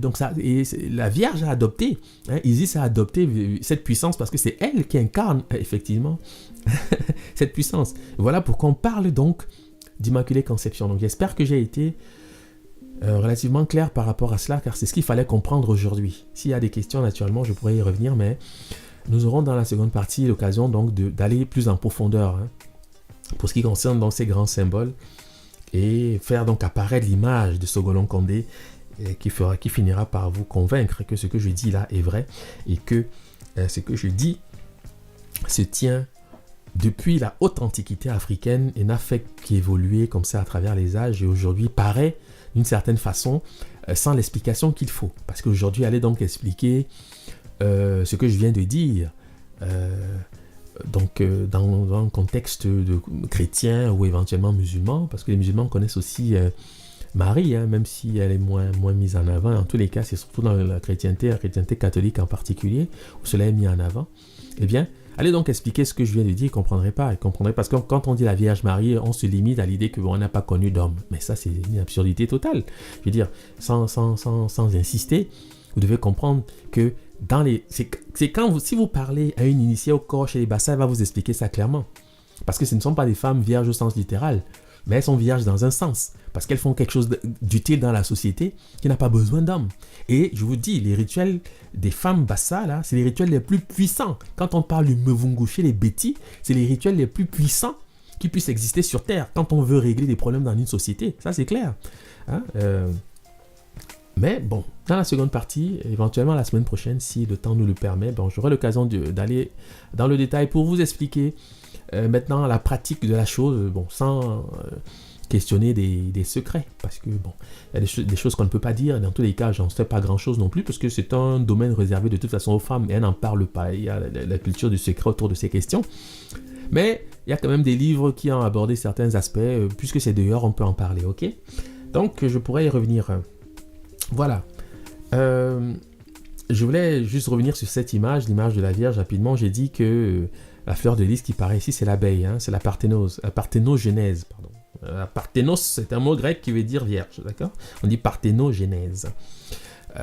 Donc, qui est je vous invite à lire là-dessus. Ça, c'est un petit devoir que je vous donne, qui a rapport précisément à ce que j'ai décrit depuis tout à l'heure, c'est-à-dire le fait de devenir soi-même. Ok?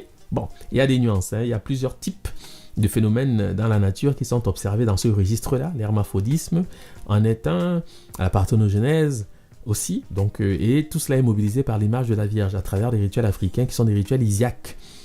Voilà. Donc, c'est un peu ce que je voulais échanger avec vous aujourd'hui. Pour ceux qui souhaitent en savoir plus, naturellement, la revue en parle dans le détail. Je veux quand même vous encourager à vous intéresser à cette revue, car elle est assez complète de ce point de vue-là, parce que elle a aussi l'avantage d'avoir des références. Moi, je le dis pour ceux qui veulent vraiment approfondir les choses, parce que il faut pas se limiter à une communication comme celle-ci. Elle reste assez, même si on comprend fondamentalement, comme ça, dans des idées, on comprend de quoi il s'agit. Je veux que vous puissiez vous familiariser avec ces questions, parce que derrière cela, les enjeux sont importants. Nous devons rénover nos lieux de souveraineté, et cela passe par une bonne compréhension de ce que nous faisons, de ce que nous sommes, et de cette spiritualité africaine, parce qu'on peut toujours être frustré, pour certains, de dire mais pourquoi est-ce qu'on a besoin de la Vierge Marie, tout ça? Non, si on comprend le principe qu'il y a derrière, on comprend que c'est Isis, nous pouvons rénover nos lieux et organiser aussi nos icônes. Je veux dire qu'on ne peut pas faire la spiritualité sans cette image féminine. Donc, on ne va pas inventer une religion comme ça, de rien. spontanément. Non, nos ancêtres l'ont déjà fait. La nature nous dit ce qu'il faut faire. Donc, il faut simplement s'inscrire dans une logique de dépoussiérage et rechercher une forme d'authenticité qui va nous ramener à quelque chose de beaucoup plus intelligible. Parce que on ne pourra jamais mieux parler de nous qu'à travers nos langues. On ne pourra jamais mieux parler de nous qu'à travers nos langues. Et ces rituels, ces traditions existent encore aujourd'hui. J'espère que le temps allant, nous aurons donc l'occasion d'effectuer ce voyage au Cameroun, parce que je sais que cette année c'est un peu compliqué vu la situation sanitaire mondiale. Mais je pense que d'ici là, les choses se seront peut-être tassées, tout au moins arrangées, et qu'il y aura donc ce voyage au Cameroun où nous aurons l'occasion de rencontrer des initiés et qui nous parleront de cela. Et voilà, pour les femmes, ce serait important quand même de pouvoir y participer, pour y assister, car c'est quelque chose qui appartient d'abord à la féminité, évidemment. Il faut comprendre le phénomène la femme possède cette puissance-là. Le fait d'amener des choses spontanément, de rien. Elle a un rapport privilégié de ce point de vue-là, raison pour laquelle, évidemment, Isis, qui est une femme, eh bien, est l'image même qui sert de socle pour unifier toutes ces notions que nous n'avons fait que survoler aujourd'hui. Donc, pour ceux qui souhaitent en savoir plus, notamment pour ce qui concerne les abonnements concernant la revue, l'adresse est la suivante: lescahiers@gmail.com, lescahiers@gmail.com, et c'est une première édition consacrée donc aux origines égyptiennes des Mandingues. Voilà. Alors, je vous remercie de votre attention et je vous souhaite donc de passer un excellent week-end. Merci.